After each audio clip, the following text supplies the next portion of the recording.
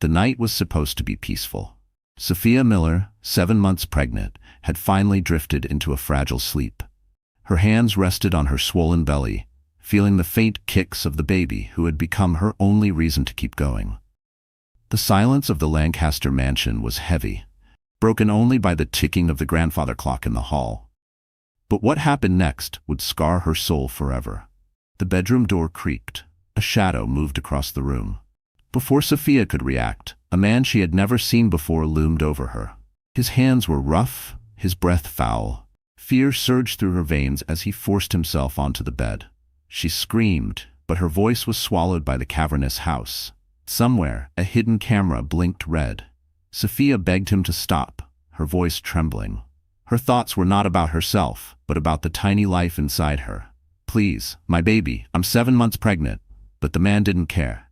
It was quick, brutal, and devastating. When it was over, he disappeared into the night like a ghost. Sophia lay frozen, clutching her belly, praying her child was still safe. Moments later, the door opened again. Her husband, Adrian Lancaster, the billionaire heir, stepped in. His expression wasn't shock or concern, it was cold satisfaction. He looked at her trembling body, the disheveled sheets, and whispered with cruel precision, "Now the world will see who you really are." It hit Sophia then. This was no random attack. Adrian had arranged it. He wanted to paint her as unfaithful, to destroy her reputation, to take away everything she had left. The cameras, the intruder, the silence, it had all been a trap. Her heart pounded. How could a man she once loved betray her in the most monstrous way? Why would a father risk the life of his own unborn child just to cast her out? She wiped her tears, staring at the blinking red light of the hidden camera. And in that moment, Sophia made a silent vow. If Adrian wanted war, she would find a way to survive it. But little did she know, the first blow in this battle was only the beginning. Sophia Miller was not born into luxury. She came from a modest town in Ohio, where her father worked long hours at a mechanic shop, and her mother stitched clothes for neighbors to help pay the bills. Life was simple, sometimes harsh, but filled with love. Sophia learned early that happiness wasn't in riches, but in small moments. Her mother humming while sewing, her father's grease-stained hugs when he came home from work. She carried that quiet strength into adulthood, believing that kindness and loyalty could overcome any hardship. At 21, Sophia left for New York with nothing more than a scholarship to a small design school and the stubborn hope of building a better future. She loved interior design, the art of turning empty rooms into warm living spaces. While her classmates boasted of famous parents and expensive internships, Sophia worked nights at a diner, saving every tip to cover rent. She didn't complain. She believed her hard work would pay off. Then Adrian Lancaster walked into her life. He wasn't just wealthy, he was magnetic.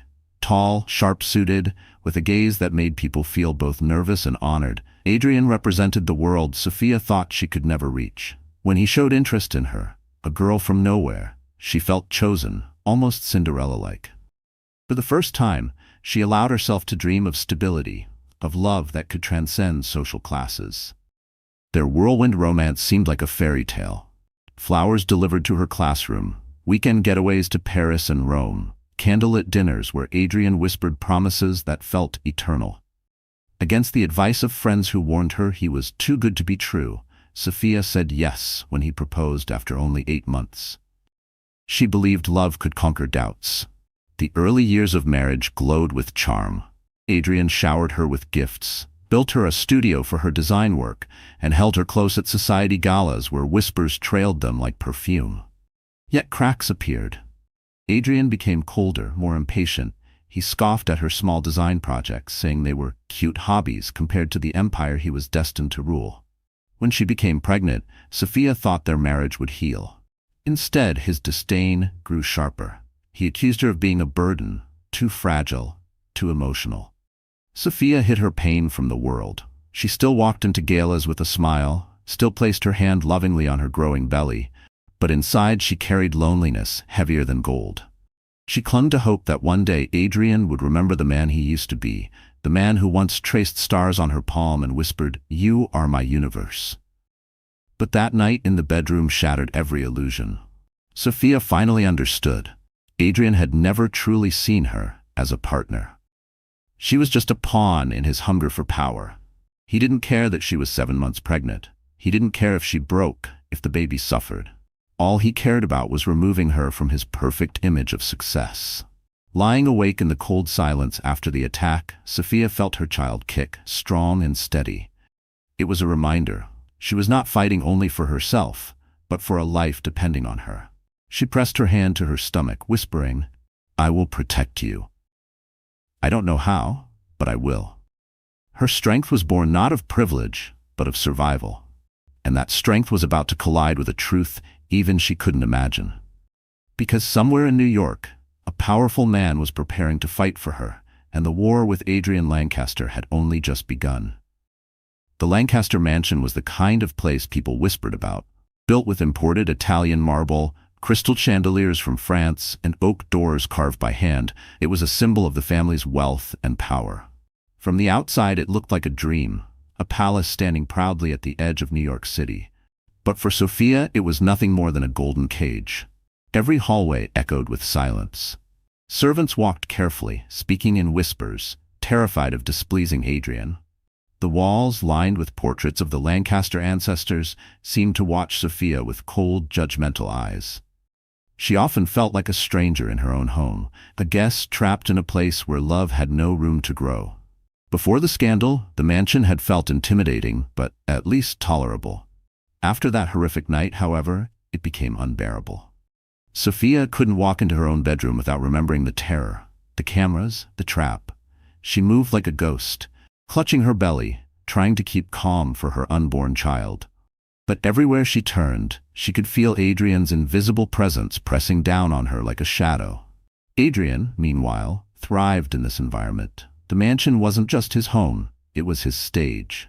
He strutted through the halls in his tailored suits, barking orders at staff and hosting business meetings where he flaunted his power.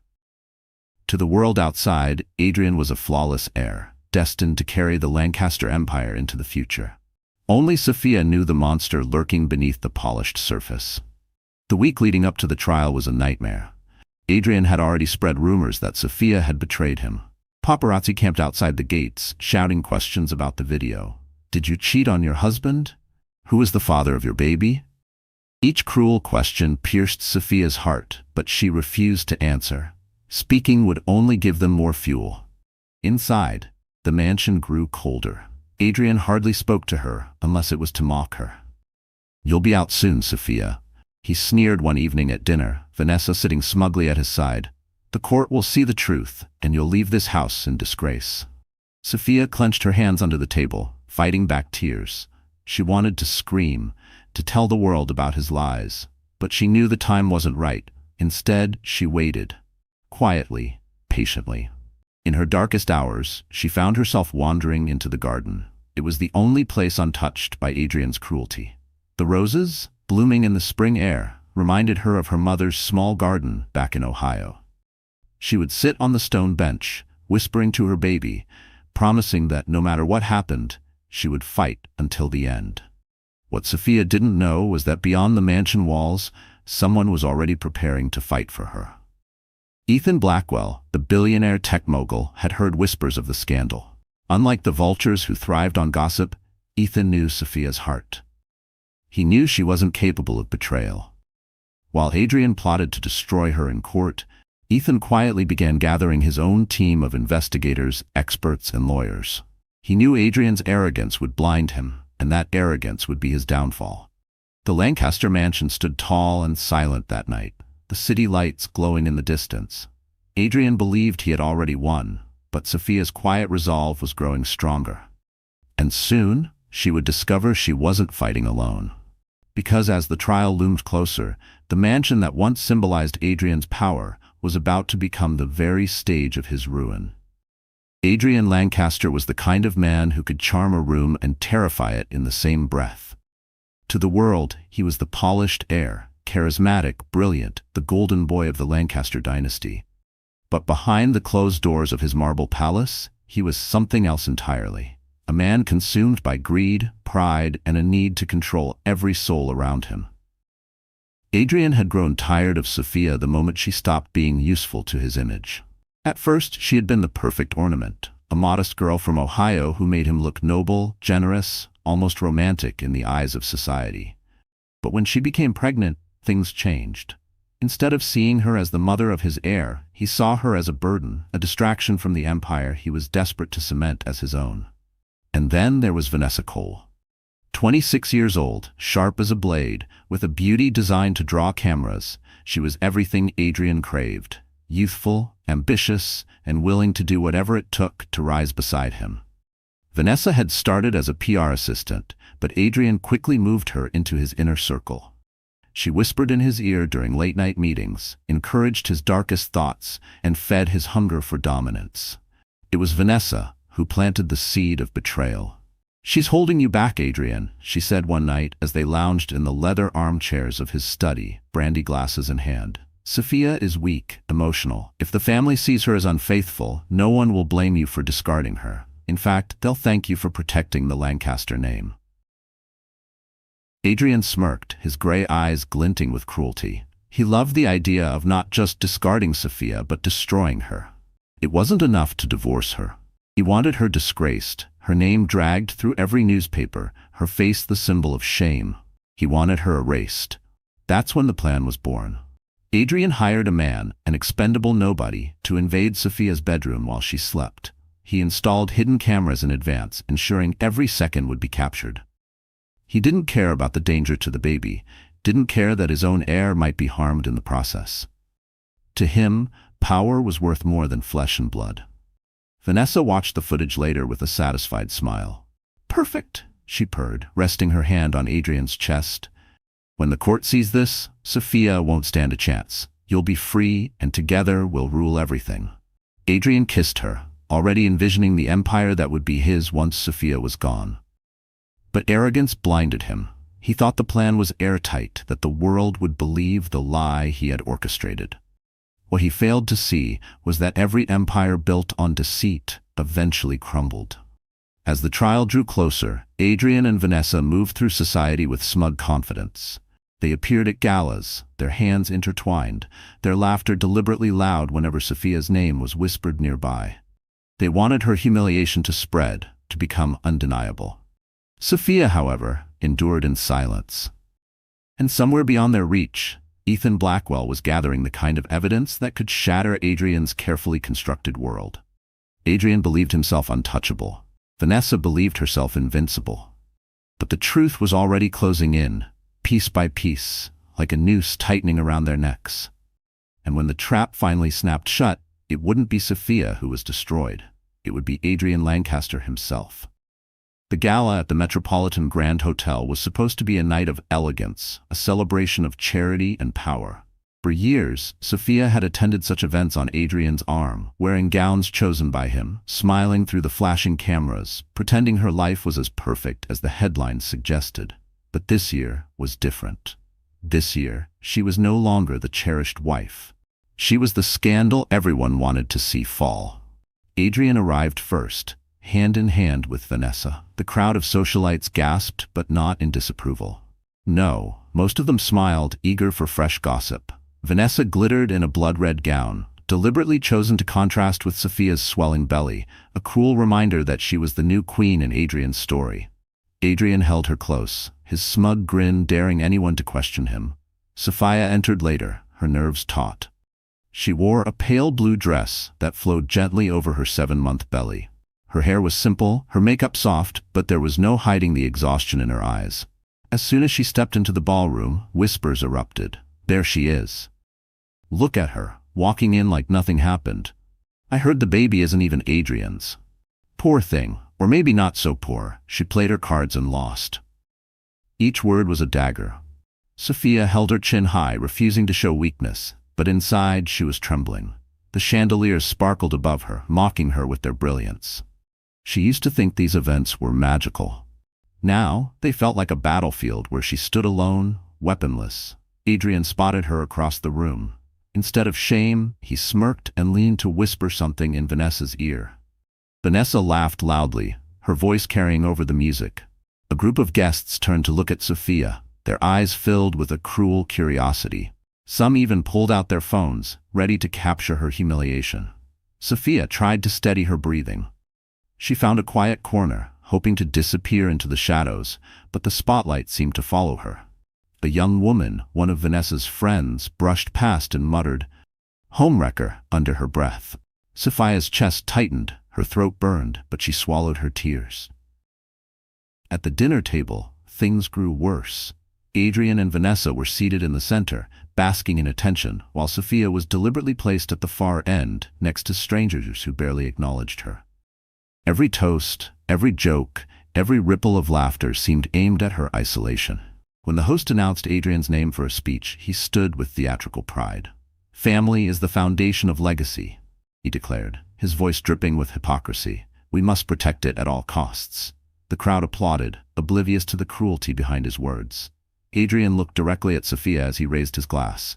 "To loyalty, to honor, and to truth." The ballroom erupted in cheers. Sophia's hands shook around her water glass. Her heart screamed, "This is a lie! He's lying to all of you!" But her voice caught in her throat. She couldn't expose him yet, not without proof. As she sat there, suffocating in silence, she felt her baby kick, stronger than before. It was as if the child inside her was telling her to endure, to wait. She pressed a hand against her belly, drawing strength from that tiny heartbeat. Still, the humiliation of the evening carved deep wounds. She left the gala early, slipping out a side door while cameras flashed behind her. Her tears finally fell as she stepped into the night air. What Sophia didn't see was a figure watching from the shadows, a man who would soon change the course of her battle forever. The limousine ride back to the Lancaster mansion felt like a coffin. Sophia sat in the corner, her hands pressed against her belly, staring out the tinted window as the city lights blurred into streaks of gold. She tried to hold herself together, but the moment the car door closed behind her, the mask crumbled. Tears spilled down her cheeks, hot and relentless. The humiliation at the gala replayed in her mind like a cruel film. Adrian's smug smile, Vanessa's laughter, the whispers, the stares, the phone cameras flashing like vultures circling a dying animal. She had endured it all in silence, but now, in the privacy of the car, the weight crushed her chest until she could barely breathe. By the time she reached the mansion, her legs were trembling. She stumbled up the marble steps, clutching the railing for support. The butler opened the door, his eyes filled with pity, but he said nothing. Words would have only deepened the wound. Inside, the house was dark. Adrian and Vanessa had chosen to stay at the gala, reveling in their performance. Sophia moved through the empty halls, her sobs echoing off the walls. When she reached her bedroom, she collapsed onto the bed, burying her face in the pillows.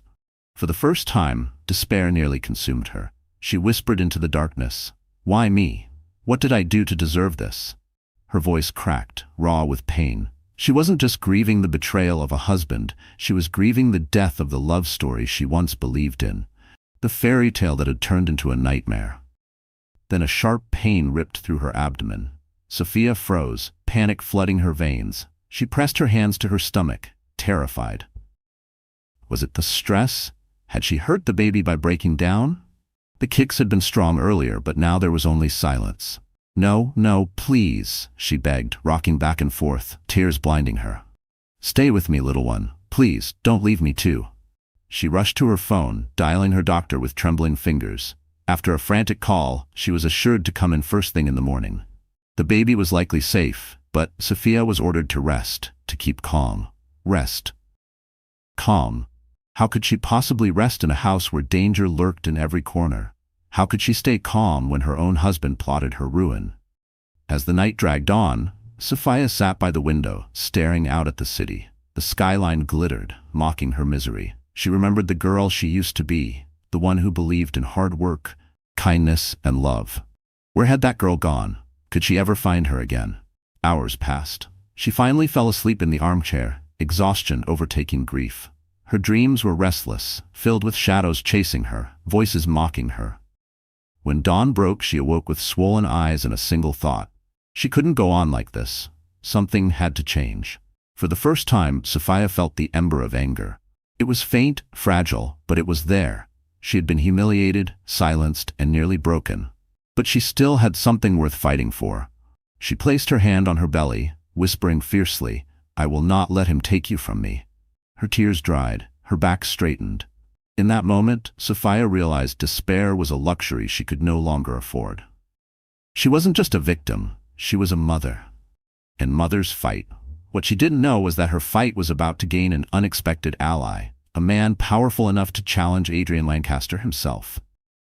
Sophia sat in the waiting room of Dr. Evans's clinic, her hands clasped over her belly as if shielding her unborn child from the world. The sleepless night, the humiliation, the fear, all of it showed in the hollow circles beneath her eyes. Yet even in her brokenness, she carried herself with a quiet dignity. The other patients glanced at her, some with pity, others with curiosity. She ignored them. All she cared about was the faint rhythm of life inside her. The nurse finally called her in. The ultrasound was mercifully clear. The baby's heartbeat was strong, steady, defiant, as if the child was already fighting beside her. Relief washed through Sophia, and tears filled her eyes. For the first time in days, she allowed herself a small smile. But when she stepped outside the clinic, paparazzi swarmed like vultures. Cameras flashed, microphones shoved toward her face. "Sophia, is it true Adrian caught you cheating? Whose baby is it? Sophia? Are you even fit to be a mother?" Her chest tightened. She tried to push through the crowd, but her swollen body moved slowly. Panic began to claw at her until a sleek black car pulled up to the curb. The door swung open and a deep voice cut through the chaos. "Get in." She froze. Behind the tinted glass sat Ethan Blackwell. Tall, composed, with dark eyes that seemed to see straight into a person's soul, Ethan was no stranger to headlines himself. The billionaire tech mogul was both admired and feared. Admired for his innovations, feared for his ruthless ability to destroy rivals. Yet to Sophia he was something else entirely. He was the boy she'd once known from summers in Ohio when her family and his had lived only a few blocks apart. They'd lost touch over the years, their lives diverging into different worlds, but in this moment it felt as if fate had brought him back. "Ethan?" Her voice trembled, disbelief softening her exhaustion. He gave her a steady look. "It's me. You're not safe here." "Get in, Sophia." Something in his tone, firm, protective, unyielding, cut through her fear. Without another word, she slipped into the car. The door slammed shut, blocking out the shouts and cameras. For the first time in weeks, she felt safe. As the car pulled away, Sophia turned to him, her voice shaky. "Why are you here?" Ethan leaned back, his gaze unwavering. "Because I know you, and I know you didn't do what Adrian says you did." Her breath caught.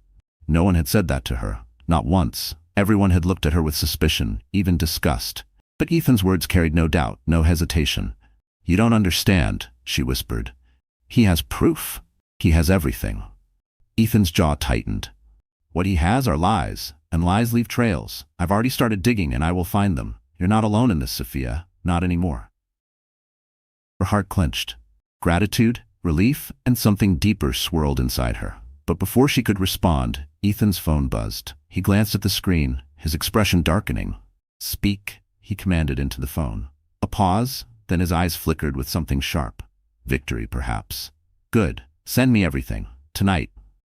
He ended the call, turning back to Sophia. His voice was calm, but beneath it was steel. "I told you lies leave trails, and Adrian's trail is about to bury him."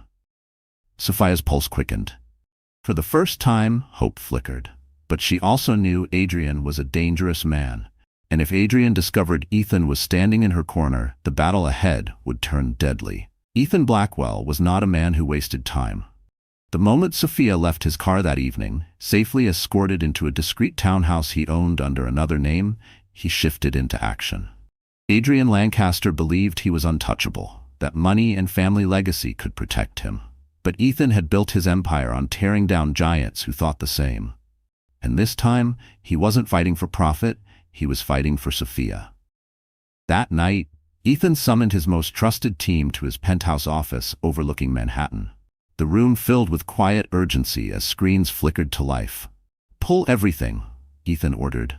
"Bank records, surveillance feeds, private security logs. I want every step Adrian has taken in the past 3 months." His lead investigator, a sharp-eyed woman named Dana, nodded. "Already on it.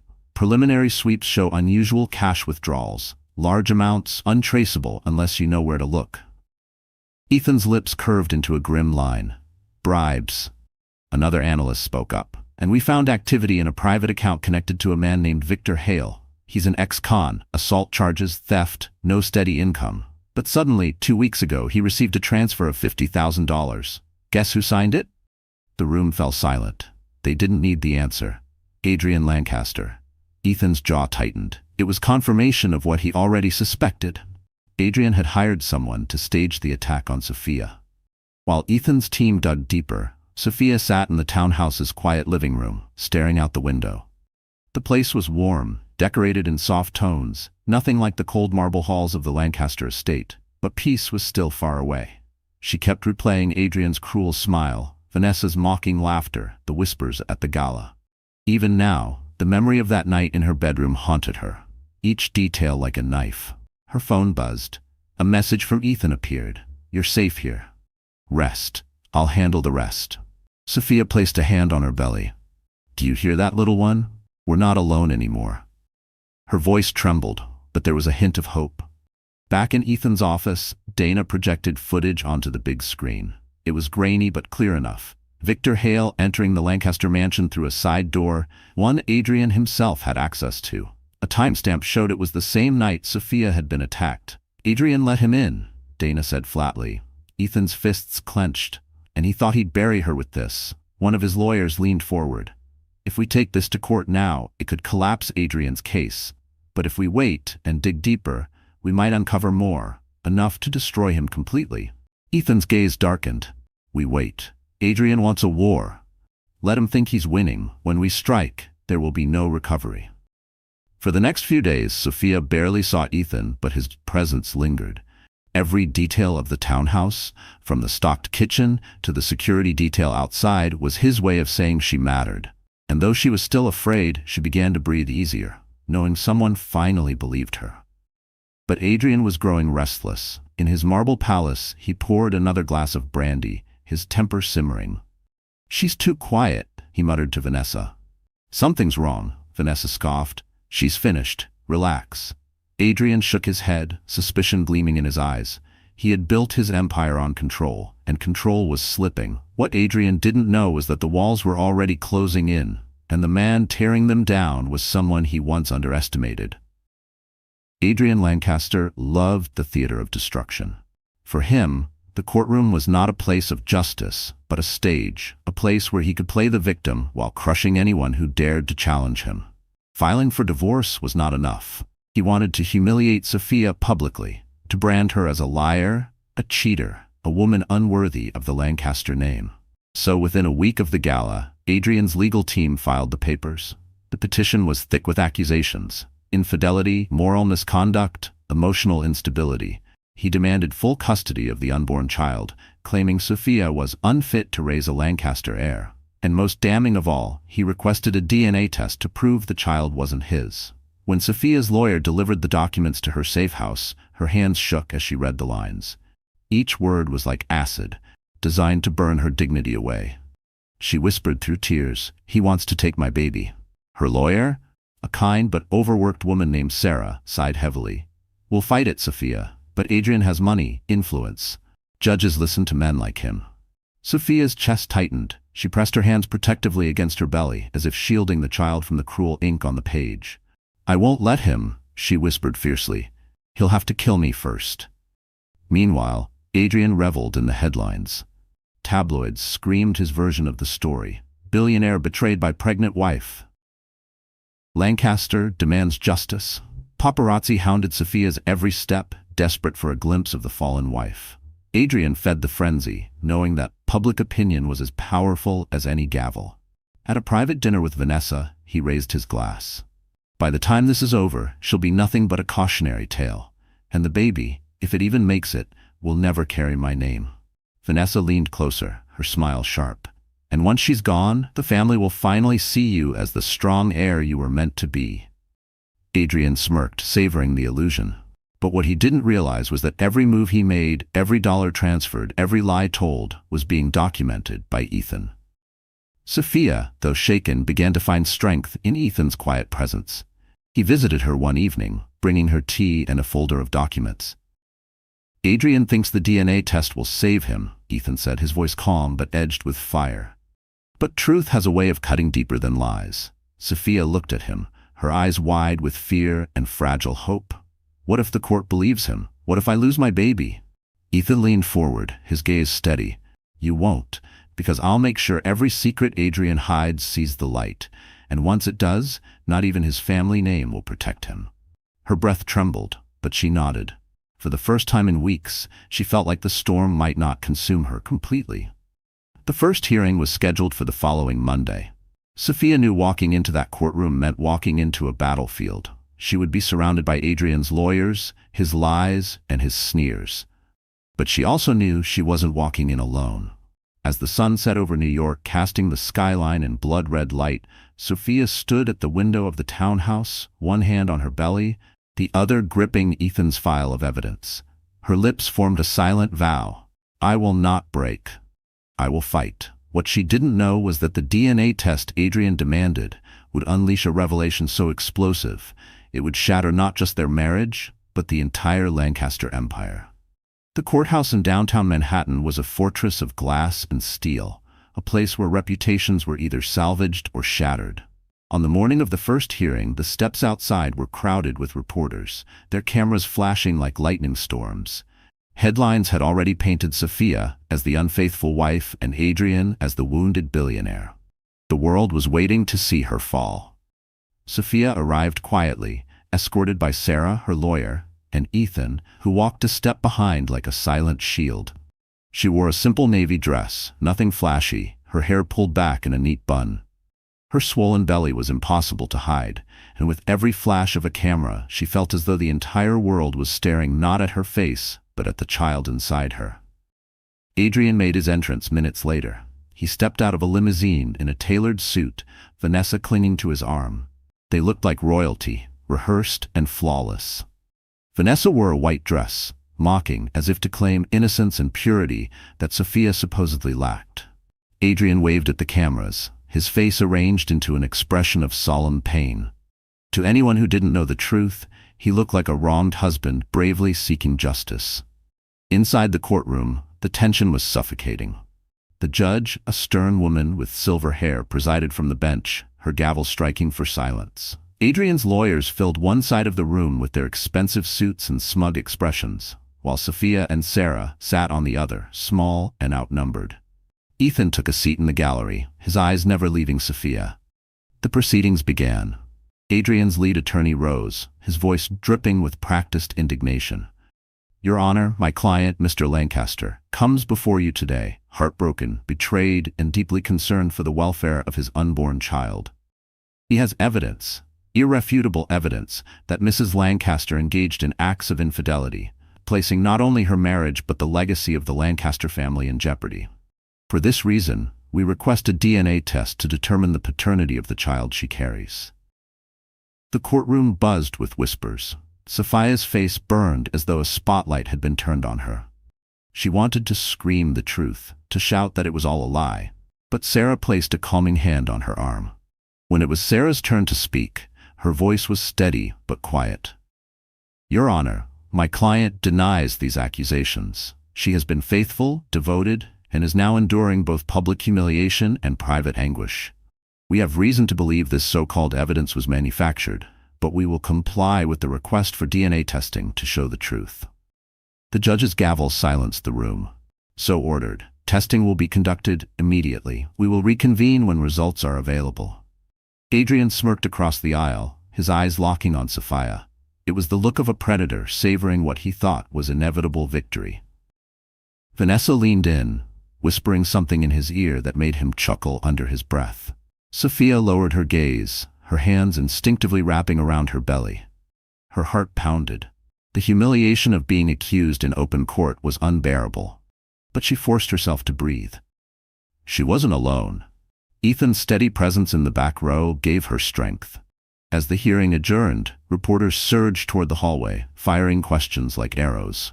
Adrian stopped to give them a carefully rehearsed statement about truth and protecting his family.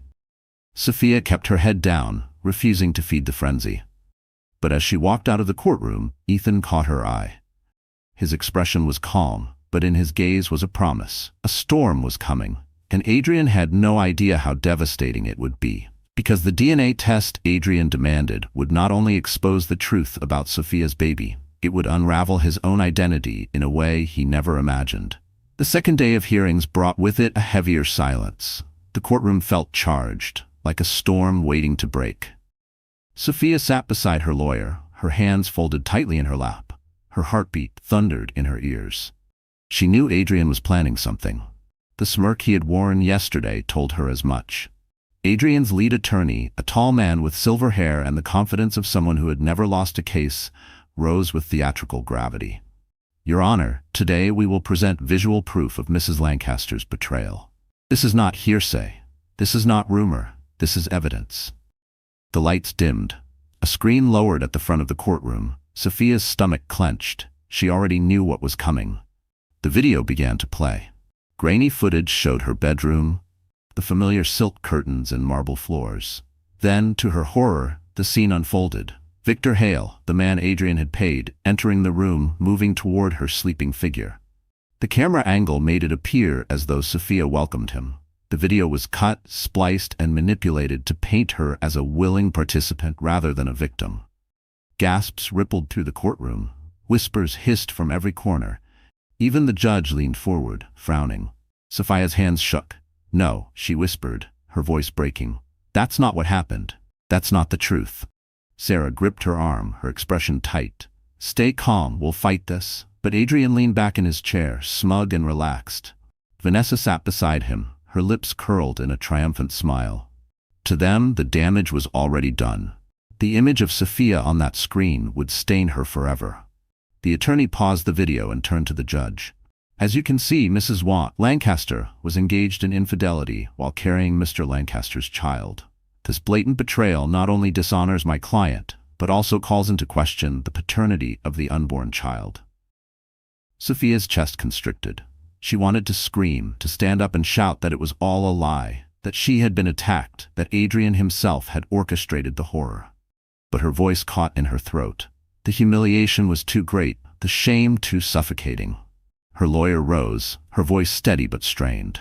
Your Honor, this footage is highly questionable.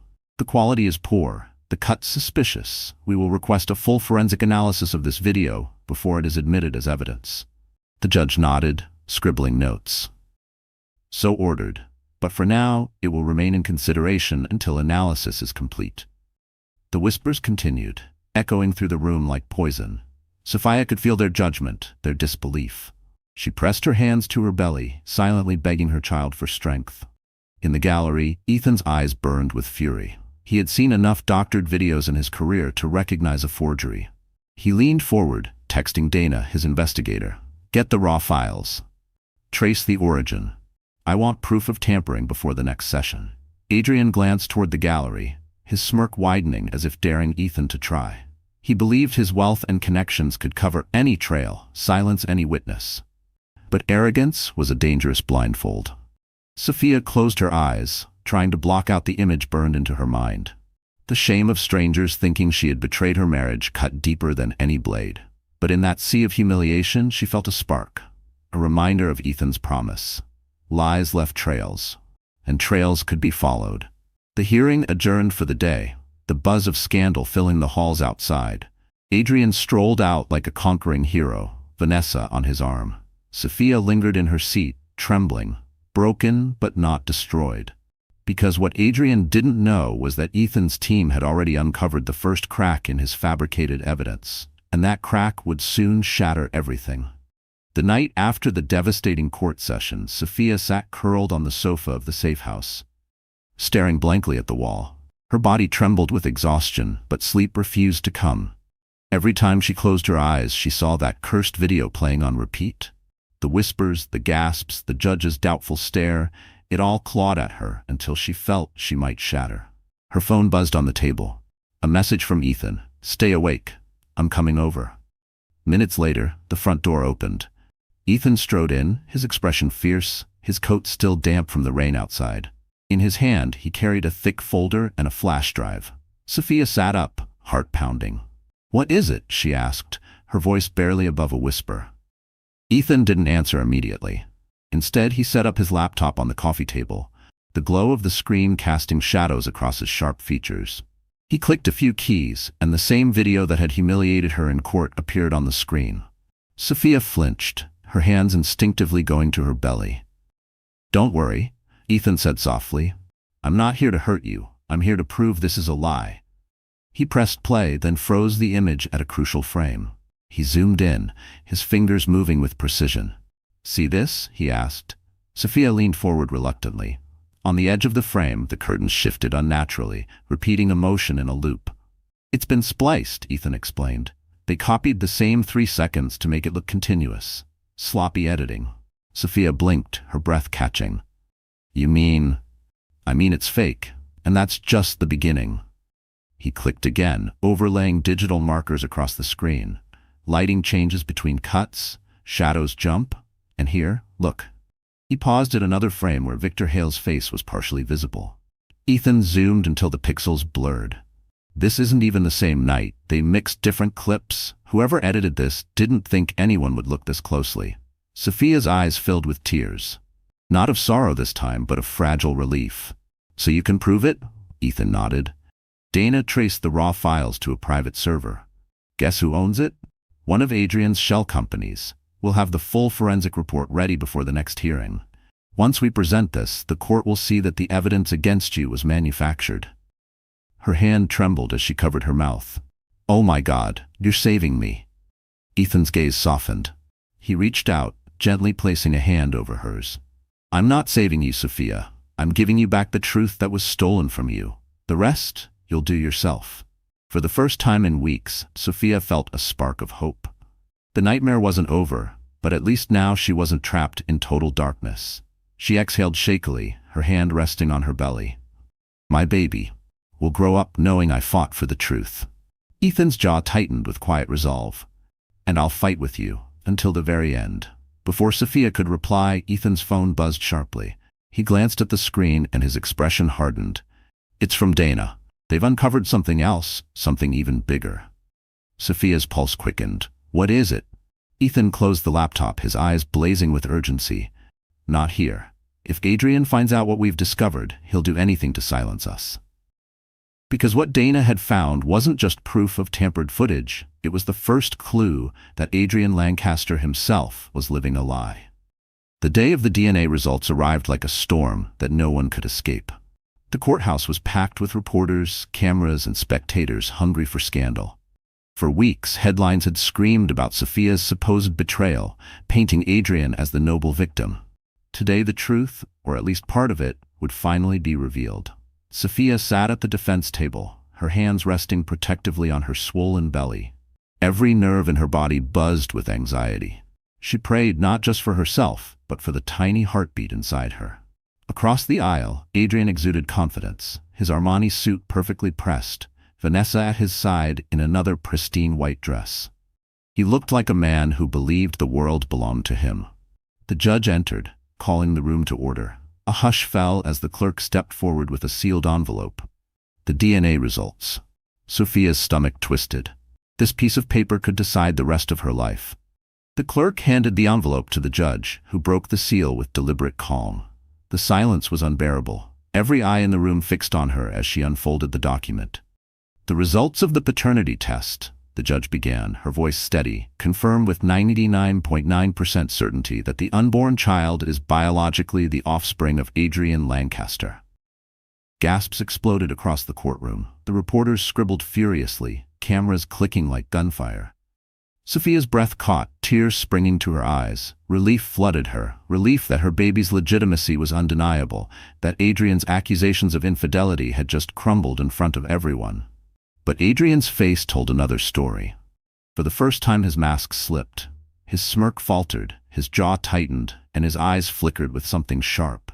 Fear. He hadn't expected this. He had been so certain his lies, his doctored footage would bury Sophia. But the child was his. The proof was undeniable. Vanessa leaned toward him, whispering harshly. "How is this possible? You said." Adrian cut her off with a glare, but it was too late. The damage was done. The courtroom saw his composure crack, and whispers rippled through the crowd. Sophia's lawyer, Sarah, rose immediately. "Your Honor, the results speak for themselves. My client has been falsely accused, her reputation tarnished, her dignity assaulted. We request the court to acknowledge these results as proof of her innocence in this matter." The judge nodded. "The court acknowledges the paternity of the child. This evidence will be entered into record." Sophia exhaled shakily, her shoulders trembling with the weight of relief. For weeks she had carried the shame of false accusations, and now, at least on this front, the truth had spoken. She pressed her hand to her belly, whispering, "We're safe for now." But in the gallery, Ethan's sharp eyes never left Adrian. Because he saw something others didn't. Adrian wasn't just shocked, he was panicked. And panic meant he was hiding something even darker. Adrian quickly regained his mask, standing to address the judge. "Your Honor, while I acknowledge the results, the question remains, is Mrs. Lancaster fit to raise this child? We still have evidence." But his voice wavered. The confidence was gone, and Ethan knew why. The DNA results hadn't just confirmed Sophia's innocence. They had triggered something Adrian had long feared. Later, outside the courthouse, reporters swarmed Sophia with questions, their tone shifting from hostile to uncertain. For the first time, the tide of public opinion was beginning to turn. But deep inside Adrian's mind, a single thought screamed. If the child was his, then the next test, the one ordered by the Lancaster Family Council, could expose a secret he had buried his entire life. Because the next DNA test wouldn't just be about Sophia's baby, it would prove whether Adrian himself was truly a Lancaster at all. The Lancaster family prided themselves on legacy. Their wealth was not just money, it was blood, lineage, and the belief that their name carried power across generations.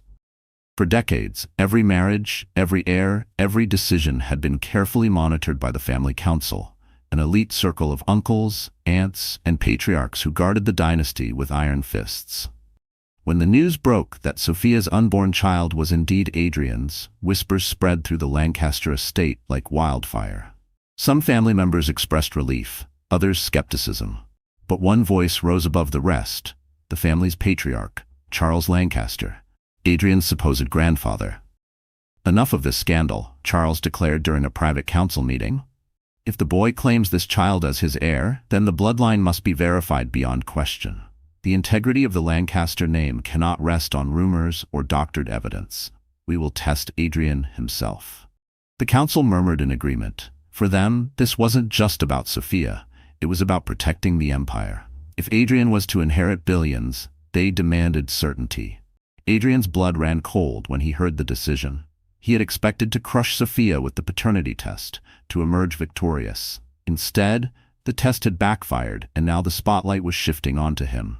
He masked his panic behind arrogance, but inside, dread clawed at his chest. At dinner that night, Vanessa noticed his silence. "What's wrong?" she asked, twirling her wine glass. Adrian snapped, "They want my DNA." Vanessa frowned. "So? That should be good news. It'll put everything to rest." Adrian slammed his fist against the table, startling her. "You don't understand. If they test me, if they compare my blood—" His voice trailed off. Vanessa's eyes widened. "Adrian, what are you saying?" But he said no more. Instead, he stormed out, retreating into his study where the weight of his secret pressed harder than ever. For years, he had lived under the protection of a lie, a deception woven so carefully that no one had dared question it. Until now. Meanwhile, Sophia sat in the safe house, still shaken but more determined than ever. When Sarah brought her news of the council's decision, she was stunned. "They're testing him?" Sophia whispered. "Yes," Sarah confirmed. "It's rare for the council to intervene, but the scandal has grown too large. They want to silence the doubts once and for all."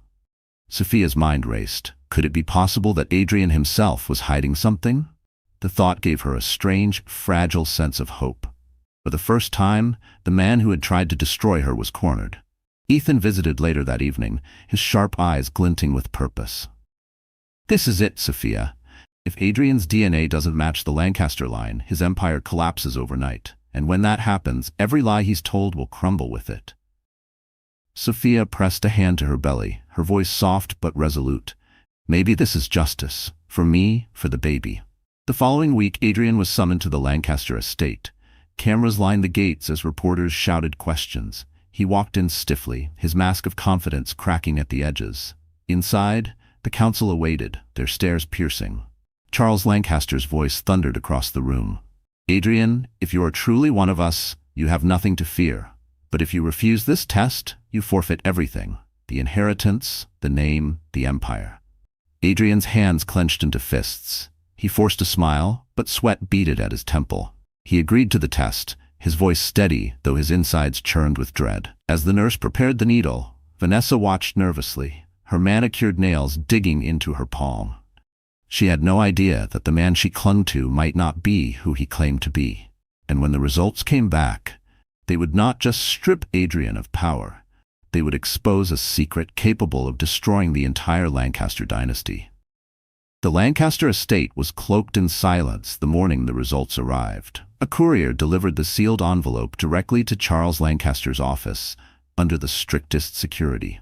The entire council gathered around the long mahogany table, their faces carved from stone. For generations, their wealth had been safeguarded by bloodlines. Today, that legacy would be tested. Adrian sat at the head of the table, his jaw tight, his eyes darting between the council members. Vanessa perched beside him, her fingers gripping his arm with desperate reassurance. She had dressed herself like royalty, but beneath the jewels, her skin prickled with unease. Charles broke the seal and unfolded the paper. The silence was so heavy it seemed to press on everyone's chest.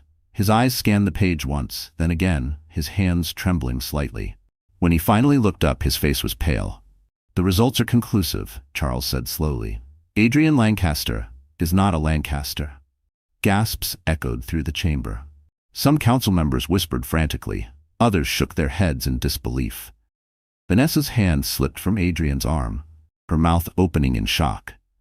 Adrian's face drained of color, his lips parting as though words might come, but none did. Charles's voice thundered. "The DNA test proves you share no blood with this family. You are not my grandson. You are not an heir. You have no claim to the Lancaster fortune." The words hit like hammer blows. For years, Adrian had basked in the power of the Lancaster name, had wielded it like a sword to cut down enemies and silence critics. Now, with a single sheet of paper, it was ripped away. Sophia, though not present in the estate, received the news within hours. Sarah brought it to her with wide eyes. "It's true. Adrian isn't a Lancaster. His entire inheritance, his empire, vanishes with this revelation." Sophia sat in stunned silence. The man who had tried to destroy her, who had orchestrated her humiliation, who had endangered her unborn child, was himself nothing but a fraud. Her chest swelled with a bittersweet mix of vindication and disbelief. Ethan arrived later, his expression calm but triumphant. "Do you see now, Sophia? Everything Adrian built was on a lie, and now it's collapsing." "But how?" she asked softly. "How could this be hidden for so long?" Ethan's gaze sharpened. "That's what we're going to find out. Because I don't think this was an accident. Someone put Adrian in that family, someone who wanted him there. And if we uncover that truth, Adrian won't just lose his inheritance, he'll face prison." Back at the estate, Adrian raged. He overturned chairs, slammed his fists into the walls, shouted until his voice cracked. Vanessa tried to soothe him, but her fear was palpable. "You're still powerful," she insisted. "You still have connections, money, influence." Adrian whirled on her, his eyes wild. "Don't you get it? Without the Lancaster name, I'm nothing. They'll strip me of everything. And if Sophia wins in court, I'll lose even the scraps I have left." Vanessa recoiled, realizing the man she had hitched her future to was unraveling before her eyes. The council issued their decree swiftly. Adrian was disowned, cut off from the family accounts, barred from the estate. Overnight, the empire that had once seemed indestructible crumbled around him. But Adrian Lancaster was not a man to accept defeat. As he sat in the ruins of his life, a new darkness filled him. If he couldn't keep the empire, he would burn it down. And Sophia would be the first to suffer. Because a man with nothing left to lose is the most dangerous enemy of all. The courtroom was buzzing with restless energy. The revelation that Adrian was not truly a Lancaster had already shaken New York's elite. But today's hearing promised more. Reporters filled every seat, cameras waited outside like wolves, and whispers echoed through the chamber.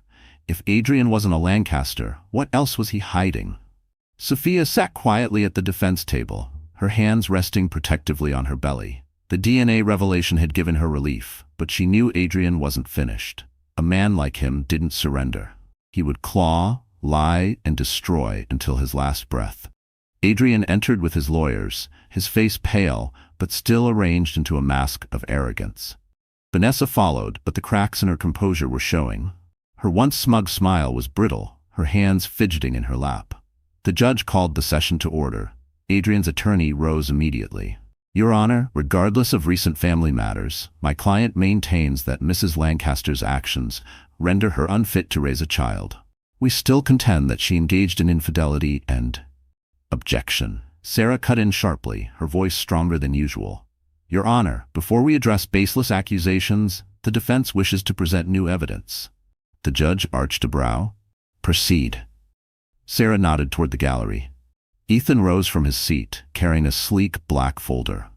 He walked with the confidence of a man who knew he was about to drop a bomb. The room shifted, whispers rising as people recognized him, the billionaire tech mogul who rarely set foot in public courtrooms. Ethan approached the bench and handed over the folder. Your Honor, within these documents are financial records obtained legally through investigative channels. They show that Mr. Adrian Lancaster has been embezzling funds from both personal and family accounts. Millions have been funneled through shell companies into private holdings. Gasps erupted. The judge opened the folder, her eyes narrowing as she scanned the figures. Is this verified? Ethan's voice was calm, precise. Yes. Independent forensic accountants have confirmed every transaction. Furthermore, we have evidence of bribes paid to Victor Hale, the same man involved in the staged assault against Mrs. Lancaster. The courtroom exploded in murmurs. Reporters scribbled furiously, hungry for every detail. Adrian shot to his feet, his face red with fury. This is fabricated. A smear campaign orchestrated by my wife and her lapdog. He pointed a trembling finger at Ethan. You think you can take me down?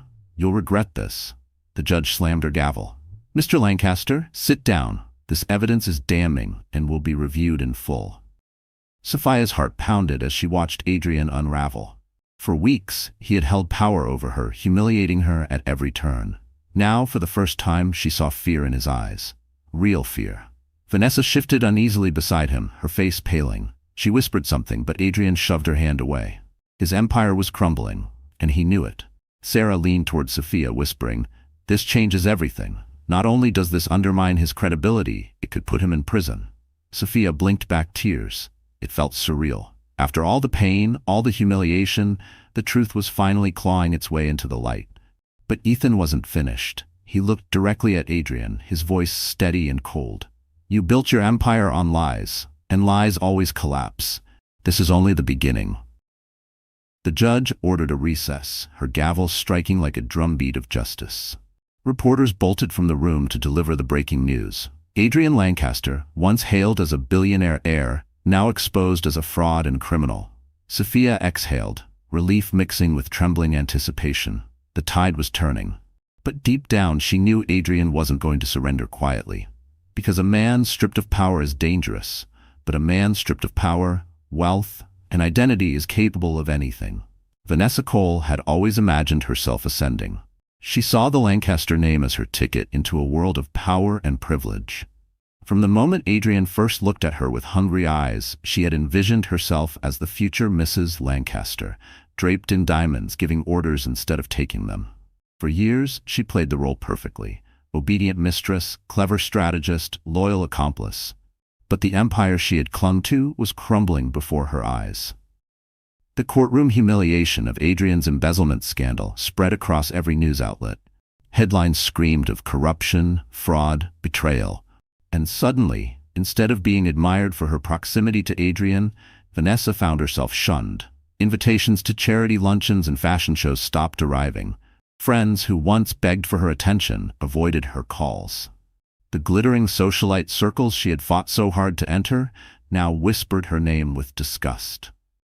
At Adrian's penthouse that evening, Vanessa poured herself another glass of wine, her hands shaking. It wasn't supposed to be like this, she muttered.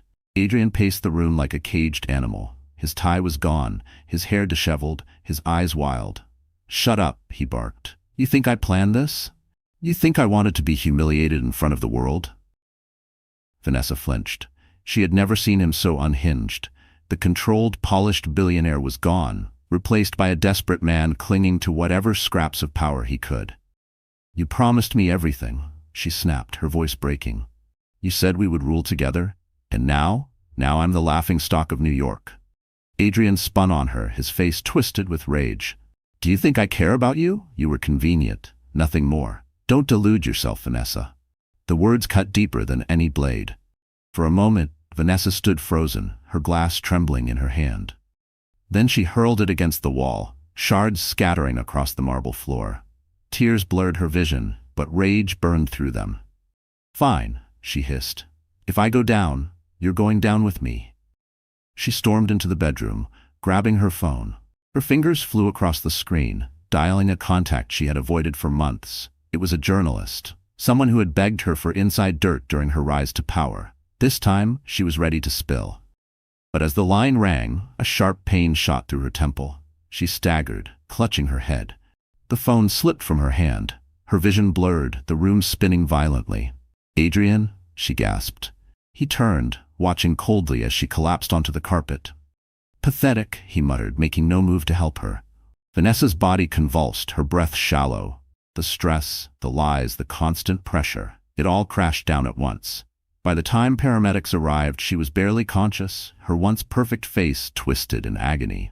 News of her collapse spread quickly. Some called it karma, others a tragic twist. For Sophia, hearing the report brought no joy, only a grim reminder of how toxic Adrian's world had become. She placed a hand on her belly, whispering to her baby, "We will never be part of that darkness." But Ethan saw the collapse differently. He knew Vanessa carried secrets. Secrets that could either save Sophia or destroy her completely. If Vanessa survived, she might finally turn against Adrian. And if she did, the revelations she unleashed would shake the courtroom more than any DNA test ever could. The courtroom was overflowing. Reporters, spectators, and even rival business leaders had crammed into the gallery, desperate to witness the downfall of Adrian Lancaster.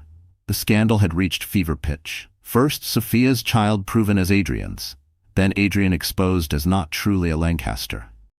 Now, whispers of fraud and embezzlement threatened to finish him. Sophia entered quietly, her navy dress flowing over her swollen belly, her face pale but composed.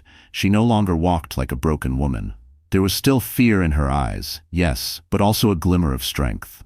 Ethan walked behind her, silent as ever, but his presence radiated power. Adrian stormed in moments later, his mask of arrogance cracked but not destroyed. He refused to bow to anyone. Vanessa was absent, still recovering from her collapse, leaving him visibly unmoored. He adjusted his cufflinks with shaking hands, his eyes darting toward Sophia with venom. The judge called the session to order. "Today, we address the financial allegations brought against Mr. Adrian Lancaster." Ethan rose from the gallery once again, carrying another folder. The room buzzed with anticipation. Few men commanded silence like Ethan Blackwell, and when he spoke, people listened. "Your Honor," Ethan said, his tone steady but sharp as steel. "Our investigation has uncovered direct evidence of Mr. Lancaster's illegal activities. Funds were siphoned from both family trusts and private investors, funneled into shell companies under his control. We have bank records, wire transfers, and sworn testimony from associates who handled these accounts."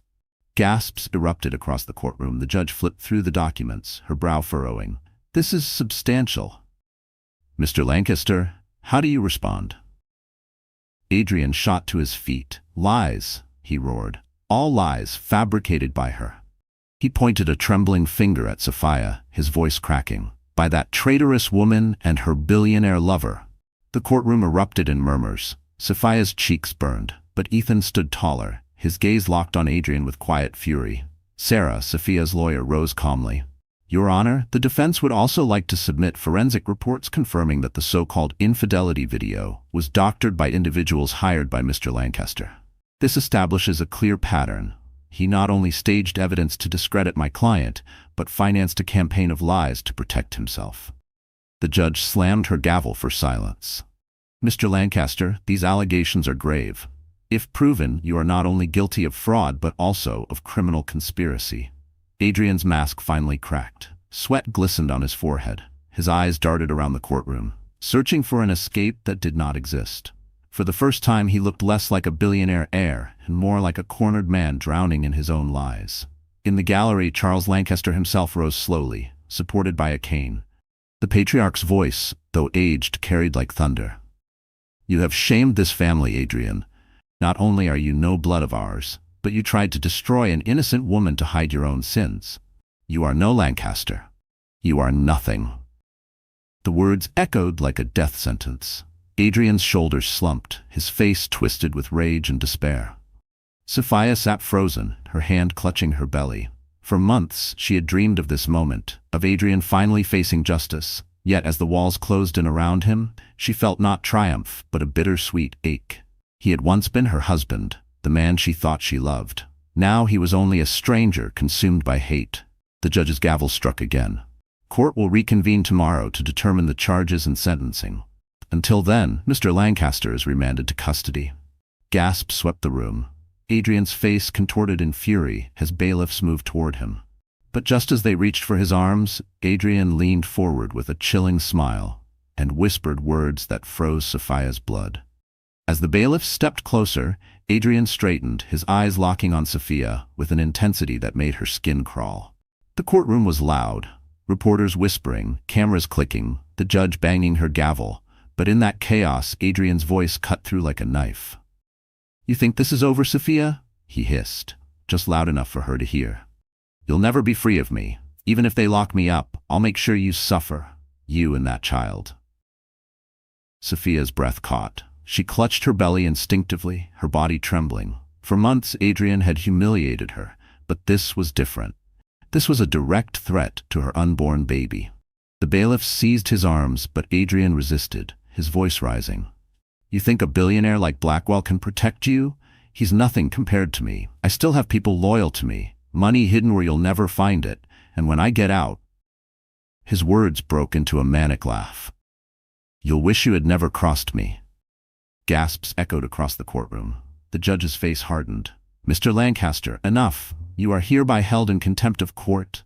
The bailiffs dragged him back, but Adrian twisted in their grip, his gaze burning into Sophia. "You carry my blood," he spat. "That child will always tie you to me. You can't erase me. You can't escape." Sophia's heart pounded violently. She had endured humiliation, betrayal, and lies, but this was the first time she truly feared for her baby's life. Her knees weakened, and Ethan immediately stepped forward, steadying her with a hand on her shoulder.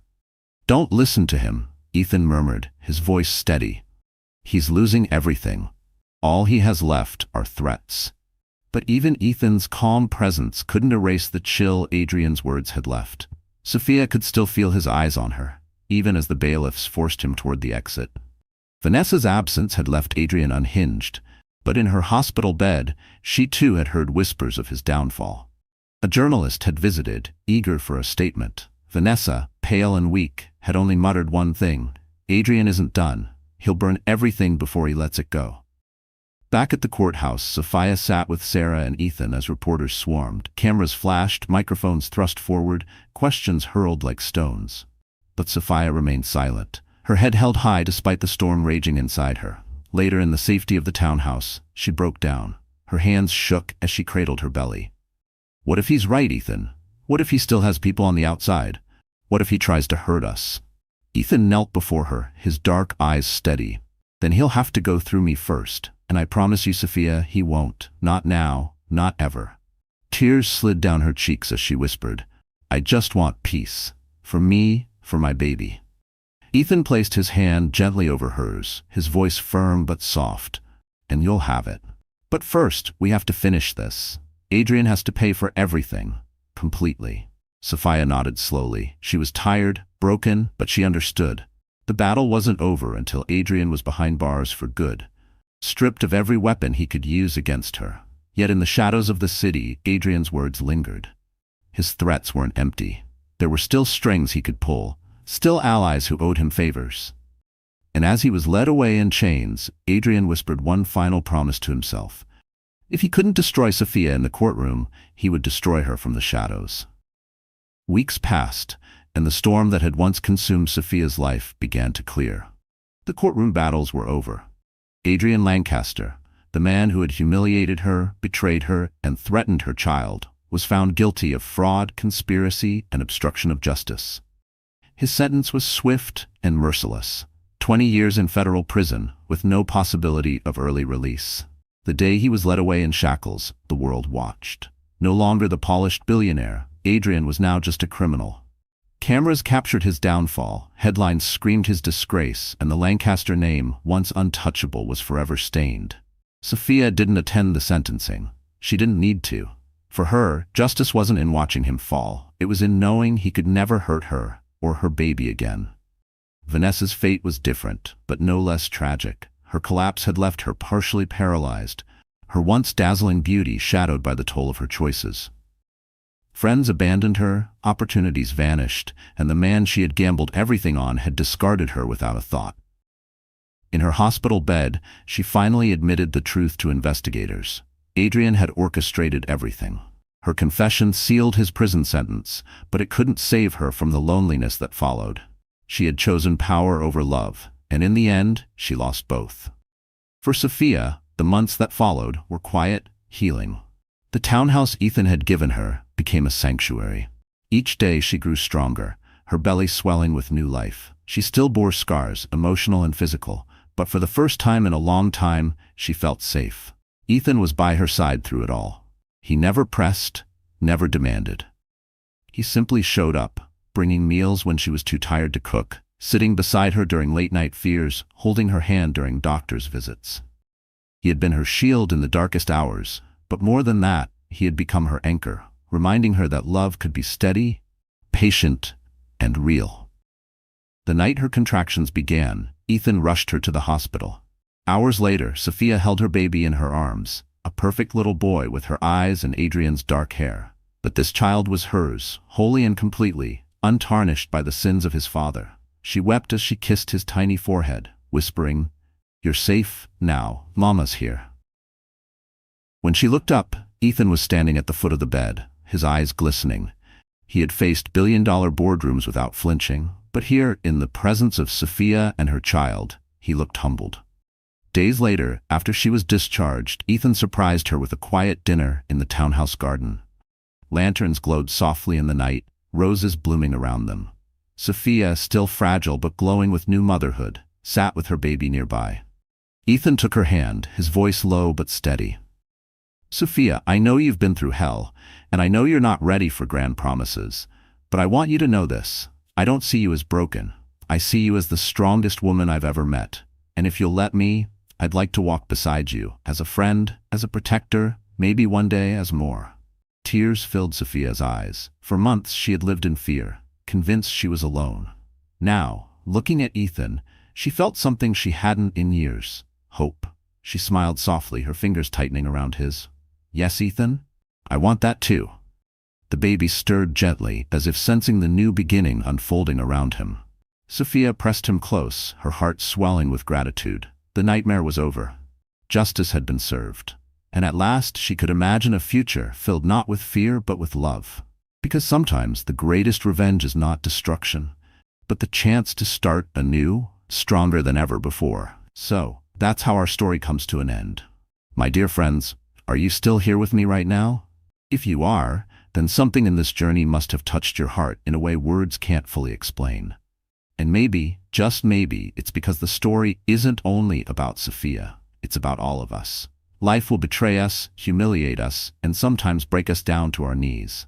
But like Marcus Aurelius once said, you have power over your mind, not outside events. Realize this, and you will find strength. Sophia couldn't control Adrian's cruelty, but she chose to fight for her child, to rise again, and to open her heart to love when hope seemed impossible. And isn't that the real lesson? We can't stop storms from coming, but we can decide who we'll be when the storm passes. We can either stay broken, or we can grow stronger, wiser, and freer. If this story moved you even a little, then I ask you, give it a like, share it with someone who needs hope today, and subscribe so you don't miss the next story that might just change your life. The night was supposed to be calm. Outside, the rain fell in heavy sheets, rattling the windows of the Montgomery estate. Inside, the sound of crystal glasses clinking against marble echoed through the grand hall. But instead of warmth or love, the atmosphere carried a bitter chill. Ava Montgomery, 6 months pregnant, stood trembling at the bottom of the sweeping staircase, her arms wrapped protectively around her belly. She had just told her husband, Daniel, that the baby had kicked for the first time. She expected joy. She expected him to place his hand over her stomach and smile the way he once did. But Daniel didn't smile. He didn't even look at her. Instead, his sharp eyes darted toward the woman sitting casually on the velvet sofa, her legs crossed, her lips curled in a cruel smirk. Cassandra Reed, his mistress. Daniel, Ava whispered, her voice breaking. Why is she here? Daniel's laugh was hollow, cruel. He reached into his jacket pocket, pulled out a thick roll of $100 bills, and tossed it across the room. The money scattered at Ava's feet, fluttering like broken leaves on the polished marble floor. You want to know why? His voice was sharp, filled with venom. Because you're nothing. You're a burden. You walk around this house acting like a queen, but you don't bring in a cent. You don't belong here anymore. Ava's heart pounded so hard she thought it might burst through her chest. Her breath came short, every word like a dagger. She bent slowly, trying to steady herself, the weight of her unborn child pressing on her ribs. Cassandra's voice cut through the silence like poison. You heard him, sweetheart. Maybe you should just take the money and leave. It's not like you can give him what he truly deserves. Ava's eyes burned with tears, but she refused to let them fall. She lifted her chin, staring at the man she once thought would protect her forever. Daniel, I am your wife. I am carrying your child. But Daniel only stepped closer, towering over her. Not for long. Pack your things. Get out of my house tonight. I don't care where you go. Just go. The thunder outside roared, shaking the glass chandelier above them. Ava's knees weakened. She reached out, but there was nothing to hold on to. Nothing to keep her from collapsing under the crushing weight of betrayal. She looked down at the scattered bills. Money he thought was enough to erase her, to erase their vows, to erase the life they had built. Her vision blurred as her tears finally spilled, mixing with the rainwater that dripped in from the storm. Cassandra let out a low laugh, savoring the moment. Daniel, cold and unshaken, turned his back on the woman who had given him everything, her trust, her love, her loyalty. Ava clutched her belly, whispering to the child inside her, I won't let him destroy us. The front door slammed open, the wind howling into the hall. The storm outside seemed to mirror the one tearing through her soul. Ava staggered forward, stepping over the crumpled bills, her dignity barely holding her upright. As the door shut behind her, the echoes of Daniel's voice rang in her ears. Don't come back. You're nothing without me.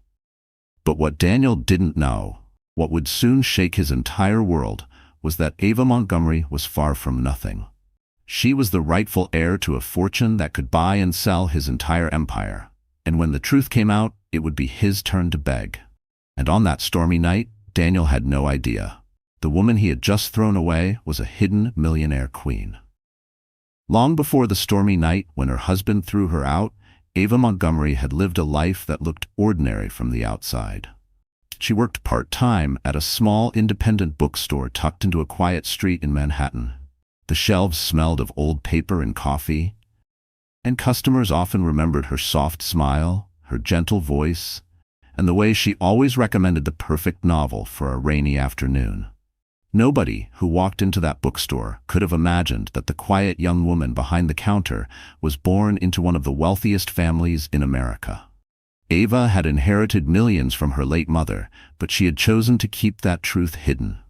Her mother, a woman of grace and deep wisdom, raised her to believe that money could buy comfort but not happiness.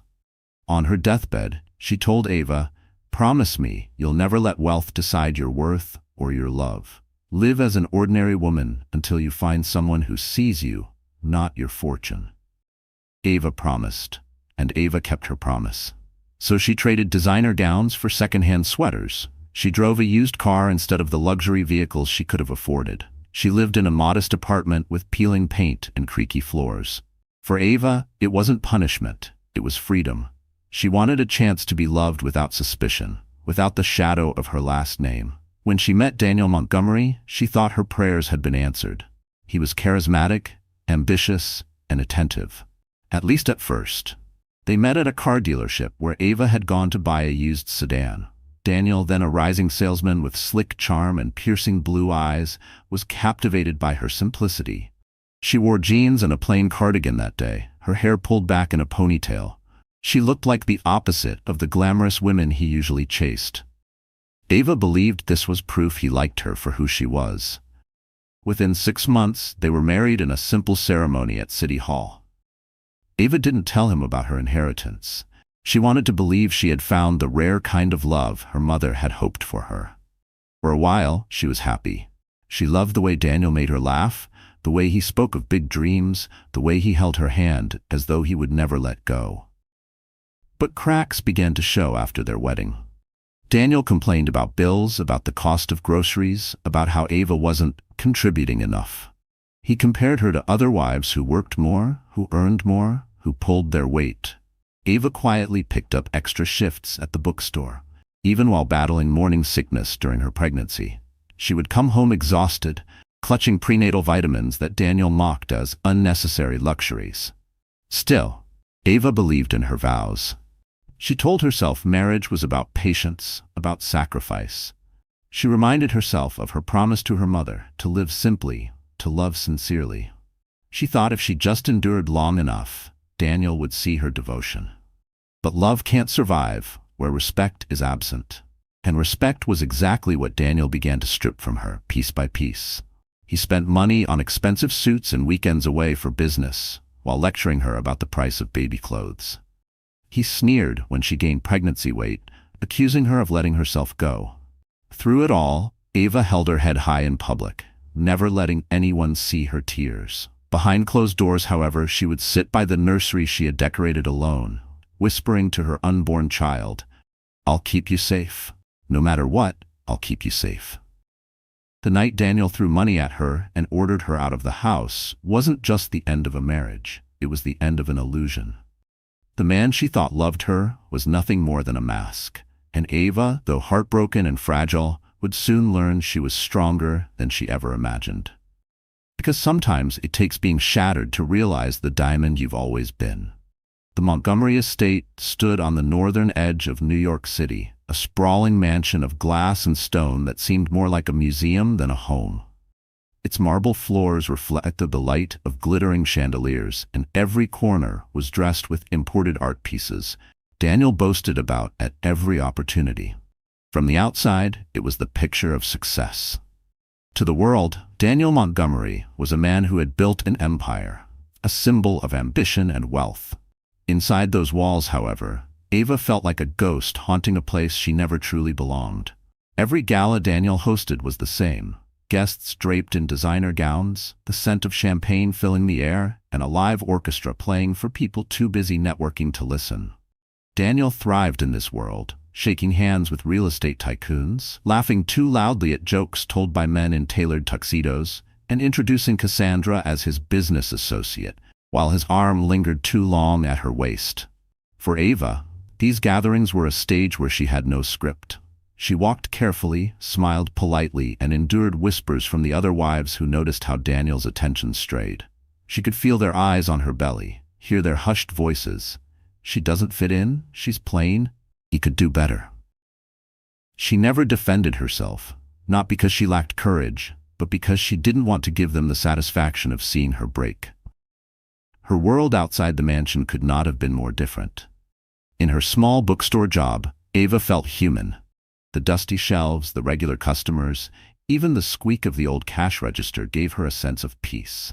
There, she wasn't Mrs. Montgomery, the quiet wife of a flashy millionaire. She was simply Ava, a woman who loved stories, who could recommend a novel to a lonely teenager or a poetry book to an elderly widow. But Daniel saw the bookstore as a stain on his image. "You're embarrassing me," he once told her. "My wife shouldn't be behind a counter like some cashier." The words had cut deep, though Ava never let him see how much. What Daniel didn't know, what he never cared to ask, was that Ava's bookstore life was not about money. It was about staying connected to the ordinary world, to the promise she made her mother, and to the sense of self that Daniel could never touch. As months passed, the contrast between their worlds grew starker. Daniel's nights stretched longer, filled with rooftop parties and business trips that ended with excuses. Ava's nights were quiet, spent sitting by the crib she had prepared for the baby, humming lullabies into the soft glow of the nursery lamp. The ultimate stage for their fractured marriage, however, was the annual Bright Futures Gala, a massive charity event hosted at the Crystal Renaissance Hotel. It was Daniel's favorite night of the year. Hundreds of powerful men and women gathered under glittering chandeliers to donate money that doubled as a chance to flaunt their wealth. It was also the perfect place for Daniel to show off his success, and the perfect place for Ava's humiliation to unfold. That evening, Ava dressed in a simple navy gown, the only formal dress she owned. She placed her hands on her swollen belly, whispering, "We'll get through this," before stepping into the limousine Daniel had ordered. She thought she was accompanying her husband to support him. What she didn't know was that he had planned to showcase Cassandra, the mistress, under the blinding lights of the gala. The ballroom shimmered with gold, laughter rising like smoke, crystal glasses clinking in toasts. Daniel walked proudly, his hand brushing against Cassandra's back, as if she were the queen of the evening. And Ava, clutching her small clutch bag, followed a few steps behind, invisible in the world her husband worshipped. It was the beginning of a night that would strip her dignity in front of hundreds and ignite the fire she never knew burned inside her. Daniel Montgomery wasn't born into wealth. He often reminded people of that fact, spinning it into a tale of grit and ambition. "I built everything with my own 2 hands," he would brag, sipping vintage scotch at gatherings. In truth, much of his success came from ruthless shortcuts, risky loans, and the careful manipulation of people who trusted him. To the world, he was a self-made millionaire with a golden touch. But behind closed doors, Daniel was driven by something darker, an insatiable hunger for validation, status, and control. Cassandra Reed entered his life like a spark thrown onto dry kindling. Young, beautiful, and dangerously ambitious, she worked in public relations at one of Daniel's partner firms. She was quick-witted, with a smile that could melt resistance and eyes that promised both loyalty and danger. She had no interest in love. What she craved was elevation. Daniel saw in her what he thought Ava lacked: glamour, boldness, and the ability to play the part of a trophy wife in his glittering world. The two began their affair under the thin disguise of business dinners. Cassandra knew exactly how to stroke Daniel's ego. She flattered his every move, laughed at his tired jokes, and whispered promises of a future where he didn't have to carry the weight of a plain, pregnant wife. For Daniel, the choice seemed simple: a woman who demanded nothing but gave him everything, or a wife who, in his twisted view, offered only burdens. Cassandra's cruelty was subtle but sharp. She would linger too long at Daniel's side during public events, brush her hand against his arm when Ava was watching, and slip comments that cut like knives. "You look tired, Ava," she once said with a false sweetness. "Pregnancy can really take the glow out of a woman, can't it?" Daniel laughed, and Ava's heart broke a little more.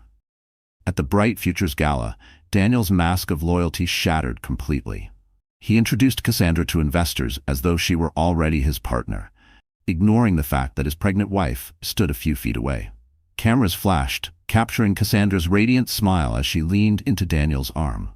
Reporters whispered, some recognizing Ava, some assuming she was a distant relative or a forgotten guest. Ava's cheeks burned, but Daniel didn't even glance her way. Later that night, Cassandra played her part with precision. She whispered in Daniel's ear, loud enough for Ava to overhear. "Imagine what people will say when you finally move on. You deserve someone who matches your power." Daniel's smirk said everything.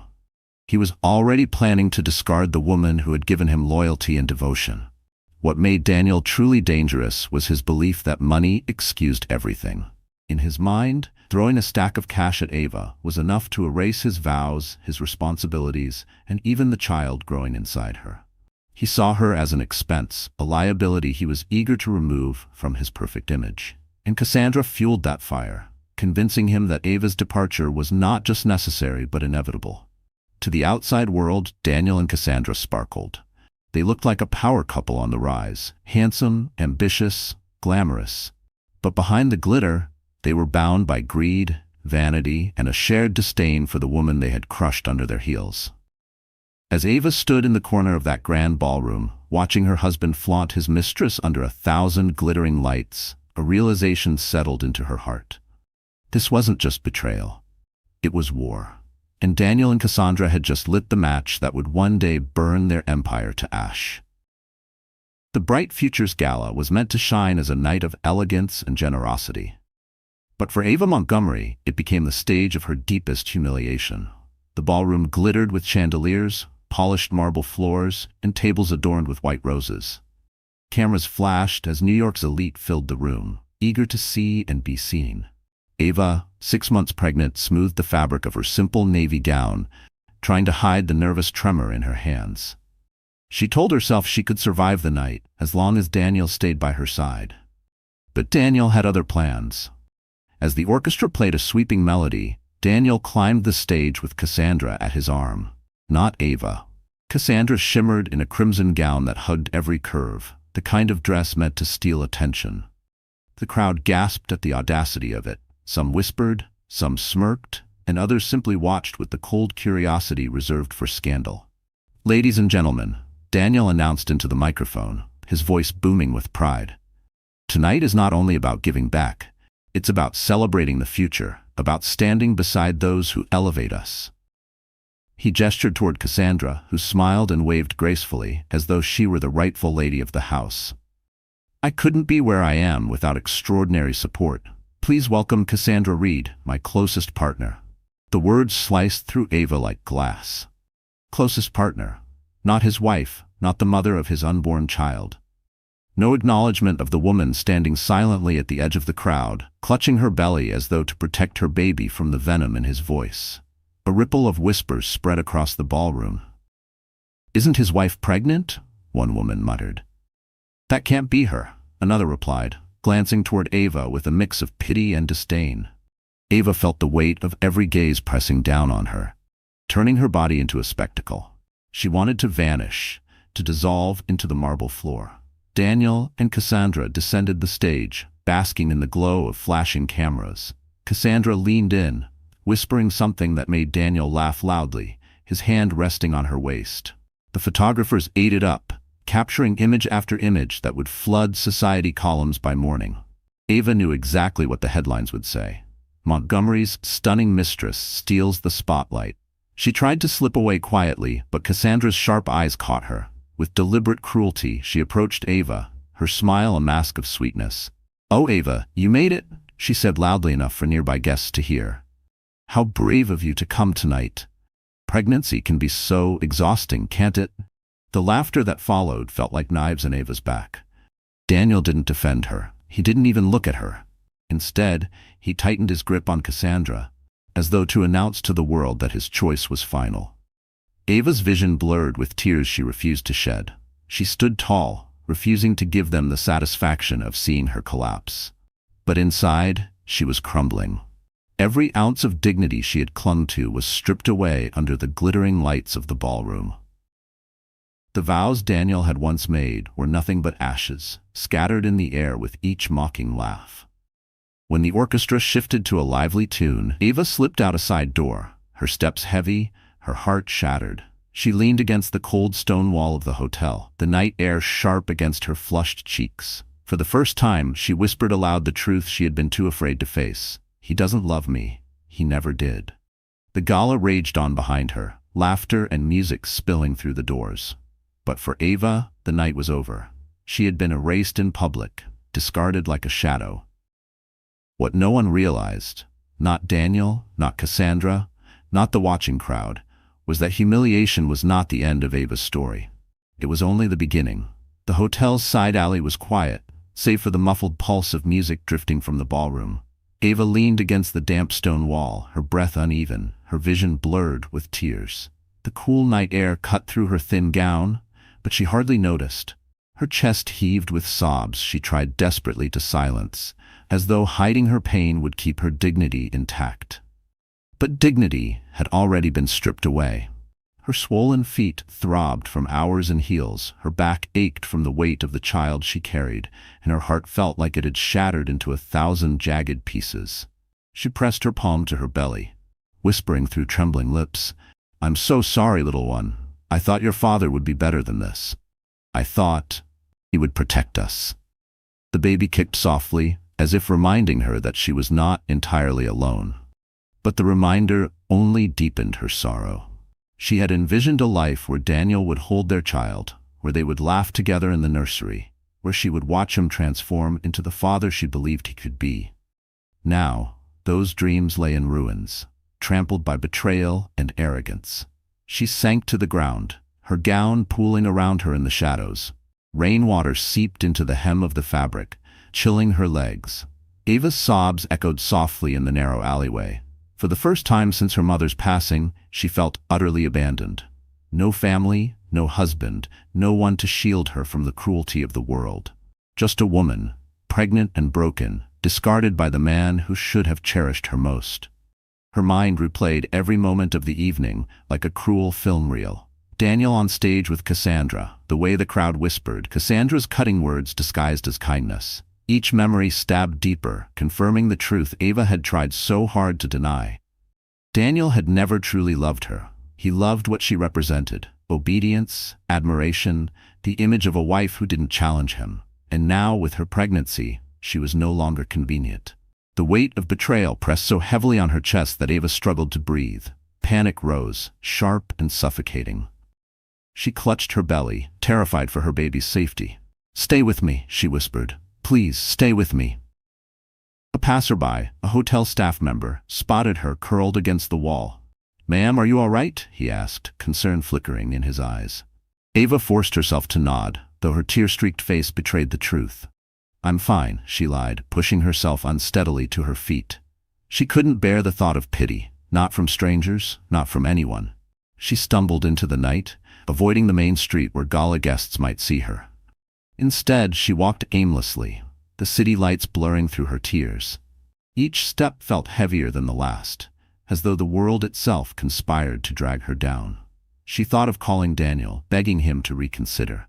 But pride and pain stopped her. She thought of revealing her fortune, showing him that she was not the powerless woman he believed. But then, she remembered her mother's voice. Love without truth is not love at all. By the time Ava reached her modest apartment, her body was trembling from exhaustion. She collapsed onto the couch, clutching the small pillow she had stitched for the nursery. Tears soaked the fabric as she whispered into the silence, "How do I go on? How do I raise this child alone?" The walls offered no answer. The night stretched endlessly, filled only with the sound of her sobs and the faint hum of the city outside. And though Ava didn't know it yet, this moment of despair, this collapse into darkness, would be the seed of her rebirth. Because sometimes a woman must be broken before she learns how to rise. The following morning, sunlight streamed weakly through the blinds of Ava's small apartment. Her eyes were swollen from crying, her body heavy from exhaustion, but she forced herself to rise. She couldn't afford to break completely. She had a child to protect. She made a simple cup of tea, her trembling hands struggling to hold the mug steady. The steam curled upward, carrying with it a question that refused to leave her mind. What now? Her phone buzzed. For a moment, her heart lurched, hoping against reason that Daniel might have called to apologize. But the screen showed another name: William Carter. He had been her family's lawyer for decades, a man her mother trusted with everything. Ava hadn't spoken to him in months, not since she had insisted on living quietly, away from the wealth her family had left her. "Ava?" William's voice was calm, firm, yet tinged with concern. "I heard what happened last night. Are you safe?" Her throat tightened. "Safe? If you mean humiliated, betrayed, and tossed aside while carrying his child, then yes, I'm safe." There was a pause. Then his tone shifted, carrying a weight Ava knew well, the weight of truth. "It's time," he said. "You've hidden long enough. Your mother left you more than memories, Ava. She left you an empire. And Daniel has no idea the woman he discarded is the majority shareholder in the very companies he depends on." Ava gripped the phone, her breath catching. "I can't. I promised her I'd live simply, without letting money define me." "Your mother wanted you to live freely," William corrected gently. "She never wanted you to let someone trample your dignity. This isn't about money. It's about power and protecting yourself and your child." If you stay silent, Daniel wins. If you step forward, you reclaim your life. His words struck deep. For months, Ava had endured Daniel's cruelty, convincing herself patience was virtue. But patience had only fed his arrogance. Now she saw the truth. Her silence had been mistaken for weakness. As if on cue, a knock echoed at her door. Ava hesitated, then opened it to find her aunt, Eleanor. Her kind eyes brimmed with unshed tears as she gathered Ava into her arms. "Oh, my sweet girl," she whispered. "I warned you about him, but he won't get away with this. Not anymore." Ava clung to her aunt, feeling the warmth of family she thought she had lost. Eleanor pulled back, her voice steady. "Do you remember what your mother told us? That one day, if anyone tried to destroy you, we would remind them exactly who you are." Ava's heart pounded. She had spent years hiding behind ordinary walls, believing her strength lay in invisibility. But maybe her true strength had been waiting, quiet, patient, for the moment she needed it most. That evening, Ava met William in his downtown office. The room smelled of leather and oak, lined with shelves of heavy legal tomes. William laid a folder on the polished desk. Inside were documents Ava hadn't looked at in years. Deeds, stock certificates, trust accounts. Her name, Ava Elizabeth Montgomery, was printed on every page. "Daniel's company has been surviving on loans from one of these firms," William explained, tapping the papers. "A firm you control. He's building his empire on ground that belongs to you. If you choose to reveal this, his world collapses overnight." Ava stared at the papers, her hands trembling. The woman she had been, the one who lived quietly, who endured humiliation, felt far away now. In her place stood someone new, someone fierce, someone ready. She closed the folder with steady fingers, her eyes blazing with determination. "Then it's time Daniel learns the truth. He threw me out like I was nothing, but soon he'll know exactly who I am." Because the woman he abandoned wasn't just his wife. She was the queen of everything he thought he owned. The decision was made. That night, as Ava walked out of William's office with the folder of documents pressed against her chest, the city lights seemed different. For weeks, New York had felt like a cage, its glowing towers mocking her loneliness. Now, the same skyline looked like a battlefield, and for the first time, she wasn't afraid. Back at her apartment, Ava placed the folder on the table and stood in front of the mirror. What she saw was a woman with swollen eyes, her hair tangled, her gown still damp from rain. But behind the exhaustion, there was something new. Fire. The reflection staring back at her wasn't just a pregnant woman discarded by her husband. It was the daughter of a queen, the heir to a fortune, the survivor of betrayal. The next morning, Eleanor arrived with a suitcase. "We're done living small," her aunt declared. "Your mother left you power. Use it." She pulled out tailored dresses, silk blouses, and a navy coat that fit Ava's growing body perfectly. Ava hesitated, brushing her hand along the smooth fabric. "I don't recognize myself in these," she whispered. Eleanor smiled knowingly. "You will. Because this is who you've always been. Not the girl Daniel humiliated, not the cashier he mocked. You are Ava Montgomery, and you are more than enough." Step by step, Ava allowed herself to transform. She visited a salon, where her long hair was styled into soft waves that framed her determined face. Her nails, once chipped from shelving books, now gleamed with polish. She slipped into a dark green dress that hugged her figure with elegance, the kind of dress that commanded attention rather than begged for it. When she looked in the mirror again, she didn't see weakness. She saw resilience cloaked in grace. But transformation wasn't just about appearance. It was about reclaiming her mind. William arranged discreet meetings to prepare her for the battles ahead. Ava studied financial reports late into the night, memorizing figures and learning how Daniel's company had entangled itself with her holdings. The numbers told a clear story. Daniel was living on borrowed time, and that time belonged to her. There were moments of doubt. She would sit by the crib in her apartment, holding the tiny blanket she had knitted, and wonder if she was strong enough. "What if I fail?" she whispered once to Eleanor. Her aunt placed a hand on her shoulder, her voice steady. "You've already survived the worst, Ava. Failure is behind you. Ahead is only victory." Day by day, Ava's spirit hardened. The woman who had once begged Daniel for scraps of affection was gone. In her place stood a woman who understood her worth, not because of money, but because she had endured betrayal and still stood tall. Her final step of transformation came in the form of a decision to confront Daniel not as his wife, but as his equal, or rather, his superior. She wouldn't beg for dignity. She would demand it. She wouldn't hide behind silence. She would expose him for the fraud he was. As she slipped into her tailored coat one crisp evening, William handed her a simple card. "Tomorrow," he said, "there's a board meeting at his company. He expects it to be routine. He has no idea who's about to walk in." Ava tightened her grip on the card, her heart steady. The woman who had been humiliated at the gala was gone. The woman walking into that boardroom would be reborn. Because sometimes the greatest revenge isn't in tearing someone down, it's in rising so high they can never touch you again. The Montgomery building gleamed under the mid-morning sun, its glass facade reflecting the bustle of Manhattan's financial district.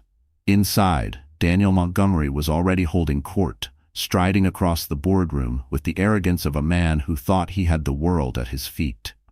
Cassandra sat near the head of the long mahogany table, draped in a sleek black dress, smirking at the older board members as though she belonged there.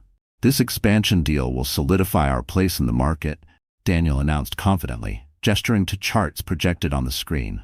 "The investors are behind me, and within months we'll triple our profits. Gentlemen, this is the future of Montgomery Holdings." Polite applause followed, though a few skeptical glances lingered. Daniel didn't notice. He was too busy basking in his own performance. Then the doors opened. Every head turned. A hush fell over the room. Ava Montgomery stepped inside. She was unrecognizable from the woman Daniel had discarded. Her dark green dress draped elegantly over her figure, her hair fell in polished waves, and her eyes, once dulled by heartbreak, now burned with quiet fire. Her heels clicked against the polished floor, each step echoing like a countdown. Daniel's smirk faltered. "Ava, what the hell are you doing here?" Cassandra's eyes narrowed, her hand tightening on Daniel's arm. "She doesn't belong here," she hissed under her breath. But Ava kept walking, her chin high, her posture regal. She stopped at the head of the table, directly across from Daniel. William, the family lawyer, entered behind her, carrying a sleek leather folder. He placed it gently before Ava, then stepped back. "Gentlemen," Ava said, her voice steady and clear, "my name is Ava Montgomery, and as of this morning, I am your majority shareholder." The words struck like thunder. Gasps filled the room. Daniel's face drained of color. He laughed nervously, trying to regain control. "That's impossible. This is my company. Your company?" Ava cut in, her tone sharp as steel. "Your company has been running on loans from Carter Holdings. Loans you've defaulted on. Loans that give me controlling interest." She opened the folder, sliding the documents across the table. "Every signature, every agreement, every debt, all under my name." The board members leaned forward, eyes wide as they scanned the papers. Murmurs rippled through the room. Some looked at Daniel with open disgust. Others exchanged knowing glances. Daniel's fists clenched. "You tricked me," he spat. Ava didn't flinch. "No, Daniel, you underestimated me. You thought I was powerless because I chose to live simply. You thought throwing money at me would erase my worth. But you were wrong. I am not your burden. I am not your shadow. I am the woman who owns everything you thought you controlled." Cassandra shifted uncomfortably, her confidence cracking. "She's bluffing," she whispered, but her voice shook. Ava's gaze swept over her, cold and cutting. "And you," she said, "enjoy your seat while you can. Because in this room, mistresses don't make decisions. Power does." The silence that followed was suffocating. Daniel's chest rose and fell rapidly, his carefully crafted image unraveling before the very men whose respect he craved. Ava, calm and unshaken, rested her hand on her belly. "This company will no longer be run by greed, lies, or betrayal," she declared. "From this moment forward, Montgomery Holdings answers to me." The room erupted, some in applause, others in stunned silence. Cameras clicked as a reporter, tipped off by William, snapped photos from the doorway. Daniel's empire, once untouchable, was crumbling in real time. And Ava, the woman he had thrown out into the storm, stood tall at the center of it all. Because sometimes the sweetest revenge is simply showing up as the queen you were always meant to be. The annual Metropolitan Charity Gala was the crown jewel of New York's social calendar. The ballroom sparkled beneath chandeliers dripping with crystal, the air heavy with perfume, champagne, and whispered ambition. Everyone who mattered was there. Politicians, CEOs, celebrities. And at the center of it all, Daniel Montgomery arrived with Cassandra Reed on his arm, determined to reclaim the spotlight he had lost. He wore a tuxedo, tailored within an inch of perfection, his smile wide though strained. Cassandra glittered in a gown of gold sequins, her laughter ringing like glass as cameras flashed. To the crowd, they looked untouchable, a couple of power and glamour. But behind Daniel's eyes lurked panic. The boardroom confrontation still haunted him. Whispers about Ava's ownership spreading faster than wildfire. He was desperate to prove he still ruled the stage, and then she walked in. The music seemed to pause, the chatter dimming into a hush. Ava Montgomery entered the ballroom, radiant in a sweeping black gown with a sapphire necklace that caught every glimmer of light. Her hair cascaded in soft waves, her posture regal. She was 6 months pregnant, yet she carried herself with the elegance of a queen.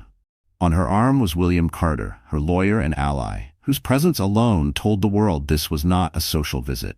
It was a statement. The cameras swiveled, flashbulbs exploding as reporters gasped. That's her.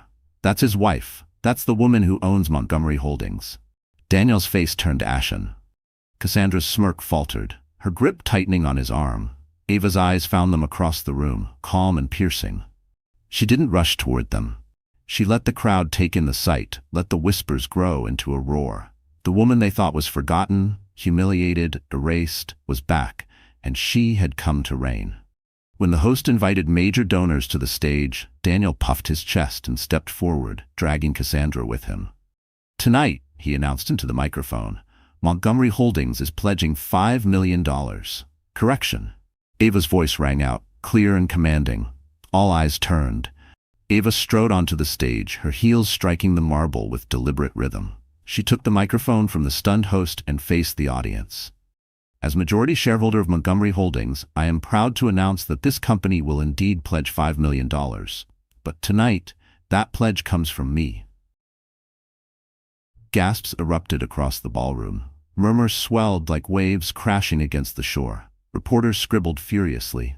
Cameras zoomed in on Daniel, whose face was flushed with fury and shame. Cassandra tried to smile, but her hands trembled. Ava continued, her voice steady, her hand resting on her belly. I was cast aside, humiliated, told I was nothing. But tonight proves what I've always known. Women are not weak, not disposable, not shadows to a man's ambition. We are strength. We are resilience. And when we rise higher than those who try to break us. The crowd erupted into applause, cheers echoing beneath the chandeliers.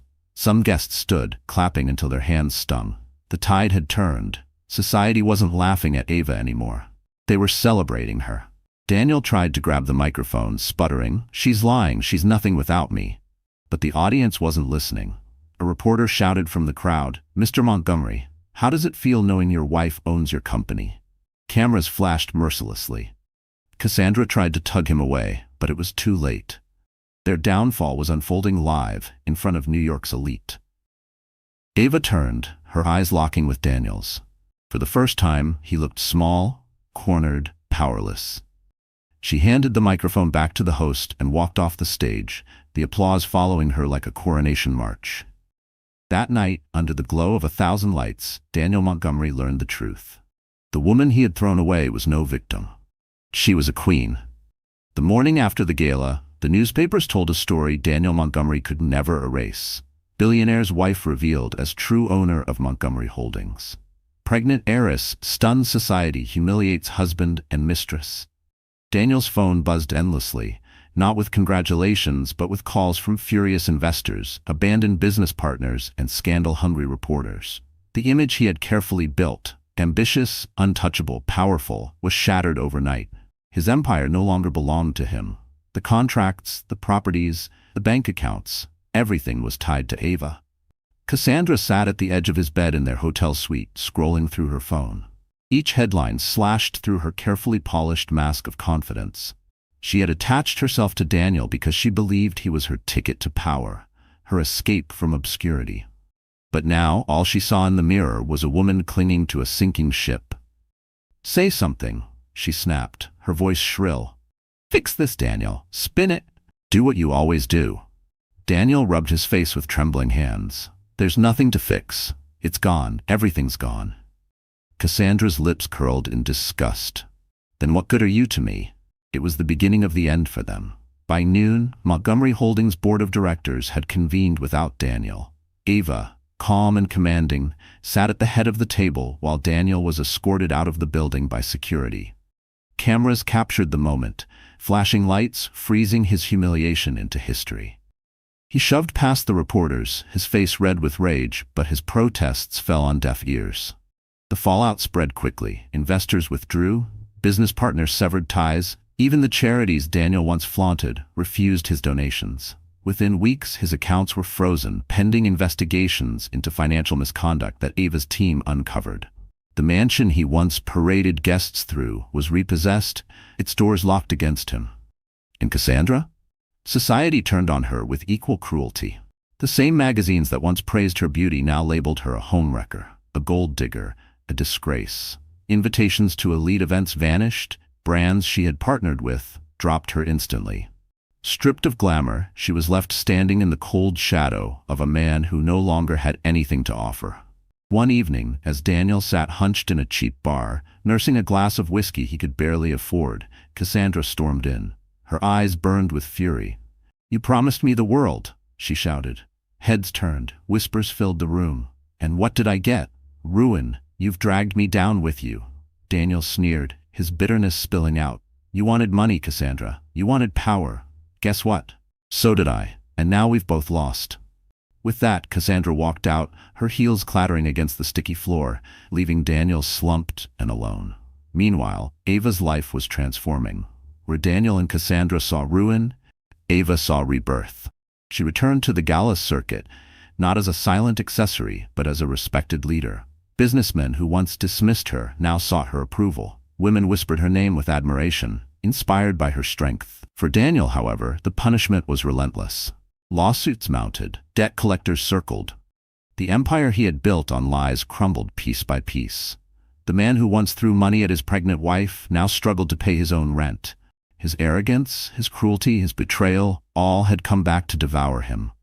And for Cassandra, the glittering doors of society slammed shut. She tried to claw her way back, but without Daniel's fading name, she was just another woman discarded by a world that thrived on scandal. Together, they had mocked Ava. Together, they had believed they were untouchable. And together, they fell, harder than either could have imagined. Because betrayal may bring temporary pleasure, but karma brings permanent punishment. The chaos of the past weeks had been relentless. Boardroom battles, public confrontations, and the fiery downfall of Daniel and Cassandra. Yet for Ava Montgomery, the noise finally began to fade. One evening, she returned to her quiet apartment, not as a broken wife, but as a woman reborn. The city lights flickered outside her window, a glittering reminder of the world she now controlled. But inside, the atmosphere was calm. Ava slipped off her heels, her body weary from meetings and interviews, and made her way to the nursery. The soft pastel walls greeted her with warmth, the crib waiting patiently for the life growing inside her. She sat in the rocking chair, her hands resting gently on her swollen belly. For the first time in weeks, her tears weren't born of sorrow. They were tears of release. "We did it," she whispered softly, her voice trembling with relief. "He can't hurt us anymore. We're safe now." The baby kicked, a small but powerful reminder of the bond between mother and child. Ava smiled through her tears, stroking the curve of her belly. "You're my reason," she continued. "My strength. When I wanted to give up, I thought of you. And that's why we're still standing." Her mind wandered back to the darkest nights, crying in the rain outside the gala, clutching her belly in fear, feeling utterly abandoned. The pain was still raw, but now it felt different. Instead of chains, it was a lesson. Instead of weakness, it was proof of her endurance. She realized that surviving betrayal had not broken her. It had carved her into something stronger, something unshakable. Aunt Eleanor joined her quietly, carrying a cup of warm chamomile tea. "You look different," Eleanor said gently, handing her the cup. "Not just stronger, lighter somehow." Ava smiled faintly. "Because for the first time, I'm not pretending. I don't have to hide who I am. Not from Daniel, not from the world, not even from myself. I spent so long shrinking, thinking love meant losing pieces of me. But love, real love, should never cost who you are." Eleanor squeezed her hand, her eyes shining with pride. Your mother would be so proud, Ava. She wanted you to live, not just survive. And now you're doing both. As the night deepened, Ava opened the folder of documents William had given her weeks before. She studied the papers with steady eyes, not out of fear but out of purpose. The companies, the assets, the fortune. It wasn't just wealth. It was a legacy, a tool she could use to build something better, not only for herself but for her child. She whispered to the unborn baby again. You'll never grow up watching someone disrespect me. You'll never see me beg for love that isn't real. You'll know that we are enough, just as we are. And when you're old enough, I'll tell you about the night your father threw money at us and told us to leave. I'll tell you how that night became the reason we found our strength. The baby kicked again, stronger this time, as though answering her vow. Ava laughed softly, the sound filling the nursery like music. For the first time in months, she felt peace. The storm had passed, the betrayal was behind her, and what lay ahead was not fear, but promise. As she turned off the nursery lamp, Ava paused, her hand still on her belly. We're not victims, she whispered into the dark. We're survivors, and we're going to shine brighter than they ever imagined. Because true healing doesn't come when the world apologizes. It comes when you realize you never needed its approval in the first place. Ava Montgomery had faced storms and walked through fire, but now, for the first time, she was ready to build. Not for Daniel, not for appearances, but for herself and her unborn child. The following weeks were filled with long days and longer nights. Ava sat at the head of boardroom tables once dominated by Daniel, her presence commanding but calm. Men who once dismissed her as the quiet wife now leaned forward, listening closely to her every word. She wasn't just reading from prepared notes, she spoke with clarity, vision, and conviction. We're not just chasing profit anymore, she told the directors of Montgomery Holdings during her first official meeting as majority shareholder. We're creating stability, integrity, and a future that values people as much as numbers. The days of reckless deals and vanity projects are over. There was silence at first, then nods, then applause. For the first time in the company's history, the boardroom wasn't ruled by arrogance, but by purpose. But Ava's rebuilding wasn't only professional. At home, she transformed her modest apartment into a sanctuary. She decorated the nursery with care, soft yellow walls, a mobile of stars above the crib, shelves lined with storybooks she couldn't wait to read aloud. The space reflected not wealth, but love. It was a promise to her child. You will grow up surrounded by warmth, not greed. Eleanor often visited, bringing meals and gentle encouragement. William guided her through complex contracts, teaching her not just how to protect her fortune, but how to grow it responsibly. For Ava, every step forward was both terrifying and liberating. She was no longer living in hiding. She was no longer afraid of her power. Still, there were moments of doubt. Some nights she sat awake, her hand on her belly, wondering if she could balance it all. Motherhood, leadership, healing. But each time fear crept in, she remembered the woman she had been on that stormy night, thrown into the rain with nothing but her dignity. If she could survive that, she could survive anything. The media, hungry for her story, painted her as the symbol of resilience. Headlines celebrated her rise. From humiliation to power, Ava Montgomery reclaims her throne. Pregnant heiress turns betrayal into triumph. Women wrote letters, sharing their own stories of betrayal and survival. Ava read them late at night, tears in her eyes, realizing her battle was no longer just her own. It was a beacon for others. One afternoon, after a particularly long meeting, Ava returned home and lowered herself into the rocking chair in the nursery. She held a small onesie against her chest, inhaling the faint scent of cotton. We're building something new, little one, she whispered. Not just wealth, but a life that means something. A life where love and respect come first. Her phone buzzed. It was a message from a journalist requesting an interview. Ava hesitated, then typed her reply. Yes, I'll share my story. Not for revenge, but for every woman who needs to know she can rise again. That night, she looked out the window at the glowing city skyline. Where once she had seen only cages and shadows, she now saw opportunity. The future was wide open, and for the first time in years, she felt ready to step into it fully. Ava Montgomery was no longer a hidden heiress, no longer a silenced wife.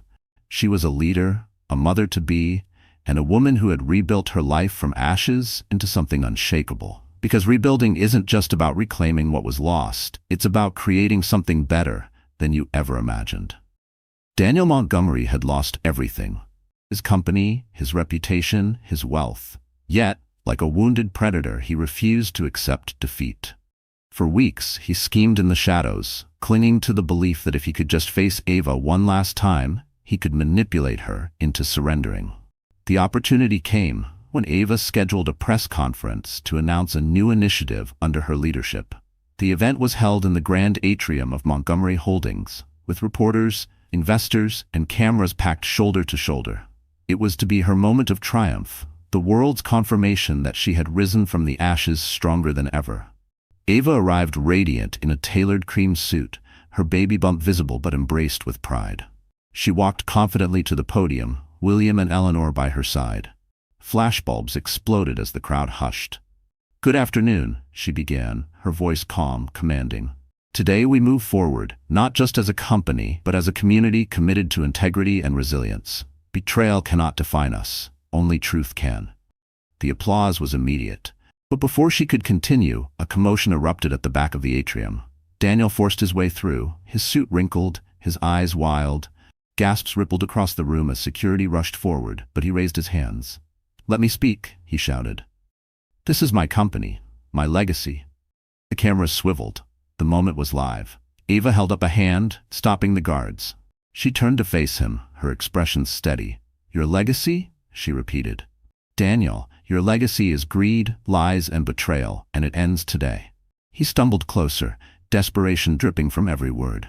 "Ava, listen to me. We can fix this. You don't know what it's like without me. You can't do this alone. Let me back in. I'll make it right." Laughter rippled through the crowd, not at Ava, but at him.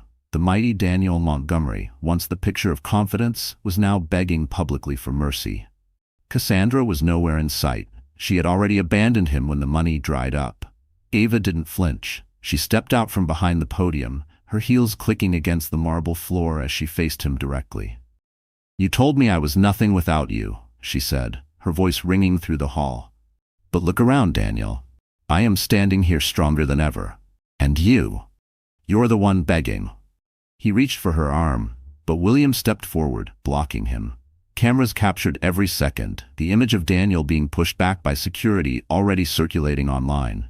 His voice cracked, rage and panic twisting together.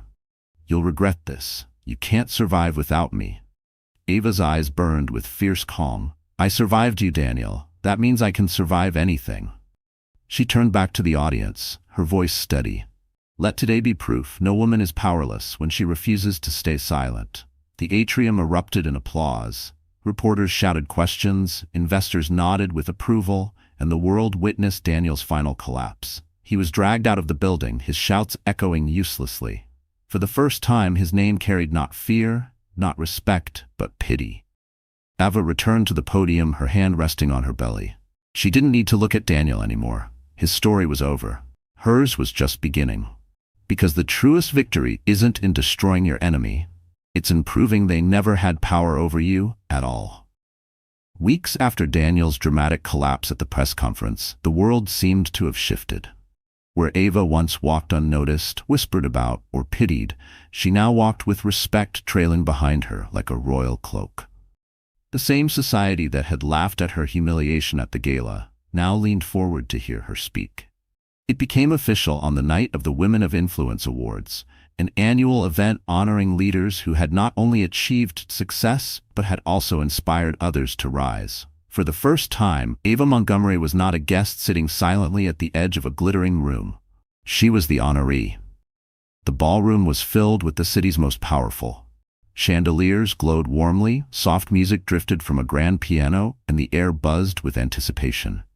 Reporters gathered near the stage, cameras ready to capture the night's most important moment. When Ava entered, the room stilled.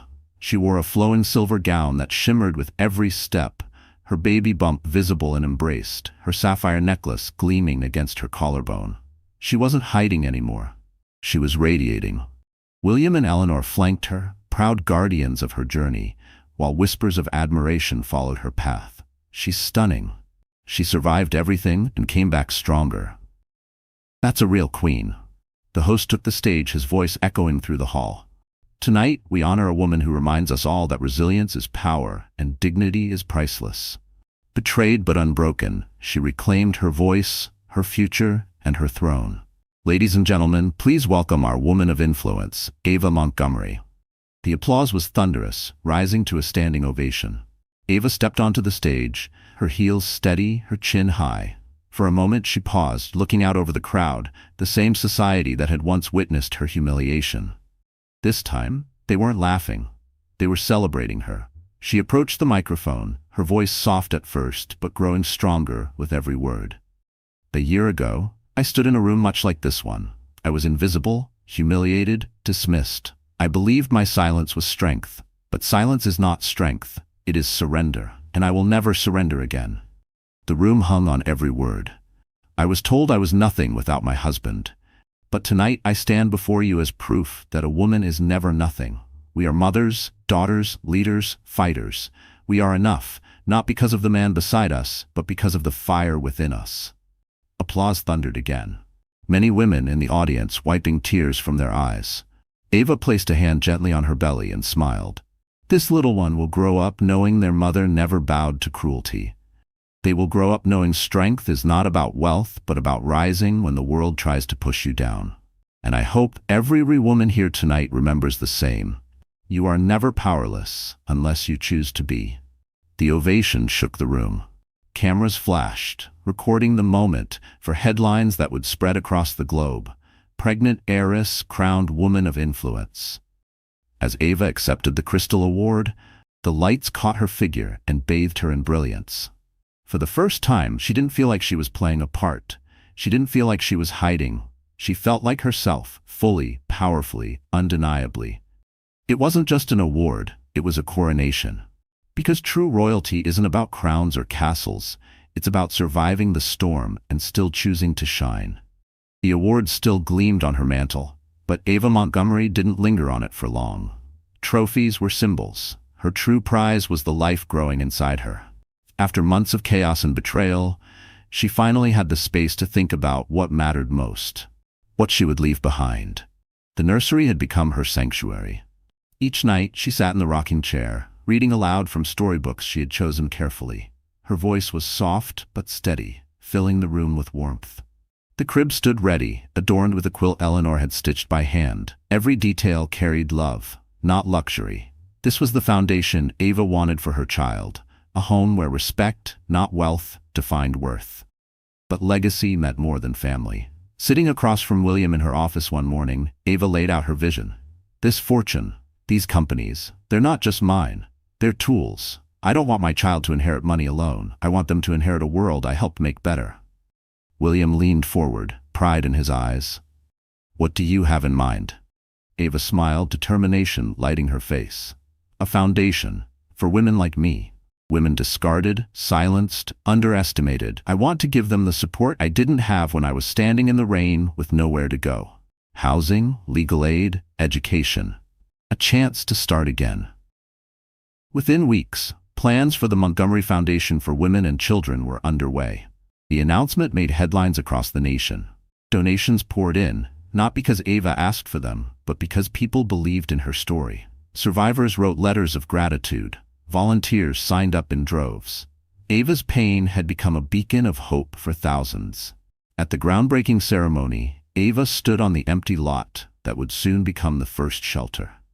Reporters gathered, microphones pointed, but she didn't speak as a businesswoman that day. She spoke as a mother. When my child asks me what I did with my life, I don't want to tell them I survived betrayal. I want to tell them I turned it into something greater. That I made sure no one else had to face what I faced, alone. The crowd applauded, but for Ava, the true reward came later, in the quiet moments. A young woman approached her after the event, clutching a baby to her chest. Tears streamed down her cheeks as she whispered, "Because of you, I have a safe place to go." Ava embraced her, her own eyes filling with tears. It was in that moment she realized her mother's dream had come full circle. She hadn't just survived, she had transformed survival into legacy. At home that evening, Ava sat again in the nursery, her hand resting on her belly. "You'll grow up in a world where women aren't silenced," she whispered to her child.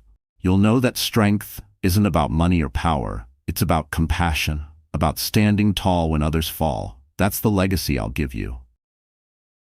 The baby kicked, as if in agreement. Ava laughed softly, her heart swelling with peace. She had been betrayed, broken, cast aside. But she had risen, rebuilt, and now she was creating something that would outlast her pain. Because true legacy isn't about what you keep, it's about what you leave behind for others to rise. While Ava's star rose higher each day, Daniel Montgomery's world crumbled into dust. His name, once spoken with admiration in business circles, was now whispered with ridicule in the dingy corners of bars and cheap motels. The empire he had flaunted to society was gone, stripped from his grasp by the very woman he had dismissed as nothing. After the press conference humiliation, his downfall accelerated. Lawsuits stacked on his desk like tombstones. Former partners demanded repayment, creditors circled like vultures, and regulators launched investigations into his shady dealings. Without Ava's silent protection, every corner of his empire was exposed for what it was: fragile, built on lies, and bound to collapse. Daniel tried to fight back. He hired lawyers, begged for investors, even attempted to smear Ava in the media. But each attempt only made him look more pathetic. Ava never fired back publicly. She didn't need to. The truth spoke louder than any insult he hurled. Her quiet dignity was his loudest defeat. Cassandra was the first to leave. When Daniel could no longer afford the penthouse, the cars, or the jewels, she vanished overnight. He returned to their hotel suite one evening to find her clothes gone, her perfume lingering faintly in the air, and a note scrawled in her perfect handwriting: "I didn't sign up for poverty." The betrayal stung, but it was also poetic. Daniel had traded a loyal wife for a glittering distraction, only to be abandoned when the glitter turned to ash. He had thrown Ava out with money at her feet, and now Cassandra had done the same to him, without even bothering to toss $1 his way. Days blurred into nights. Daniel moved into a small, run-down apartment where the walls smelled of mildew, and the pipes rattled whenever he turned on the sink. He sat for hours staring at the empty bottles on his table, his reflection in the glass showing a man he no longer recognized. The sharp suits were gone, replaced by wrinkled shirts and unshaven stubble. The proud millionaire was now just another face in the city's forgotten crowd. One night, he stumbled into a bar and overheard a group of businessmen laughing. "Did you see her speech?" one said. "Ava Montgomery, what a woman. She's turned that company into gold." Another chimed in, "And her ex-husband? A joke. He's finished." Daniel's fists clenched around his glass, his knuckles white. Their laughter rang in his ears, louder than the music, louder than his own heartbeat. He slammed the glass down and stormed out, but the truth followed him like a shadow. He wasn't feared anymore. He wasn't respected. He was a cautionary tale. The final blow came when the bank repossessed the mansion. Reporters swarmed the gates, capturing images of Daniel's belongings piled carelessly on the lawn. The man who once threw money at his pregnant wife now stood in the rain, watching movers carry away his furniture piece by piece. Cameras flashed as he shouted at them to stop, his voice breaking, his desperation broadcast for the world to see. In the end, Daniel Montgomery wasn't remembered for his wealth or his ambition. He was remembered for his arrogance, his betrayal, and his downfall. And as Ava's name rose higher, his sank deeper, buried under the weight of his own cruelty. He had thought power meant control. He had thought betrayal carried no consequence. But karma had answered him in full. Because when you throw away loyalty for greed, the only thing you inherit is ruin. Cassandra Reed had once imagined herself untouchable. She had envisioned a future of luxury, glittering galas, red carpets, magazine covers, and a seat at the table of New York's elite. For a short time, it seemed real. She basked in the glow of Daniel Montgomery's fortune, dripping in jewels photographed on his arm. But as quickly as her rise came, her fall arrived even faster. The moment Ava revealed herself as the true power behind Montgomery Holdings, Cassandra's glittering image cracked. The society pages that once praised her as the stunning partner of a mogul now branded her a homewrecker and a social climber. Invitations to the best parties stopped coming. Friends who once clung to her side deleted her number. She tried to fight back at first. Cassandra called publicists, hoping to spin her image, but no one would take her case. Too toxic, one bluntly told her. Aligning with you would ruin anyone's reputation. Her modeling contracts evaporated. Sponsorship deals disappeared. Even the smaller brands that once begged for her attention cut ties. Cassandra watched helplessly as her bank account dwindled. Her credit cards maxed out from months of indulgence. The penthouse Daniel had once paid for was gone, the luxury cars repossessed. She moved into a modest apartment on the edge of the city, a far cry from the marble floors and chandeliers she once flaunted.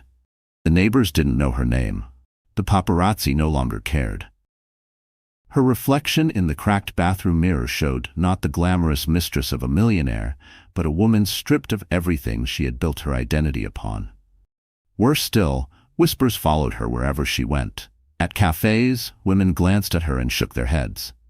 That's the one who ruined her marriage, they murmured. Men who once chased her for her beauty now avoided her, afraid of the scandal attached to her name. One night, desperate for some reminder of the past, Cassandra dressed in her finest remaining gown and attempted to slip into a charity gala uninvited. She imagined the cameras would still flash, that someone would still remember her. But the security guard at the door stopped her cold. "You're not on the list, Miss Reed." "I've been to this gala before," she snapped, her pride stinging. "Not anymore," he replied flatly, turning her away. The humiliation burned hotter than any insult. She walked back into the night, her heels clicking on the empty pavement, tears smudging her mascara. In her loneliness, Cassandra tried to reach Daniel, but his number had been disconnected. She had abandoned him the moment his wealth disappeared, and now he had nothing left to offer her, not even comfort. For the first time, she realized she was utterly, devastatingly alone. As days turned to weeks, Cassandra was forced to take small jobs under fake names, modeling for catalogs no one read, serving drinks at parties she once attended as a guest. Each night, she returned to her dim apartment, staring at the faded photographs of her and Daniel in their short-lived glory. She had thought she was climbing, but she had only been falling all along. Her downfall wasn't loud like Daniel's. It wasn't captured on live television or splashed across headlines. It was quieter, crueler. It was the slow suffocation of obscurity, the death of relevance, the hollow ache of realizing she had traded everything for nothing. Cassandra Reed had chased gold, but all she found was dust. Because when love is built on greed, it always crumbles, and leaves you emptier than before.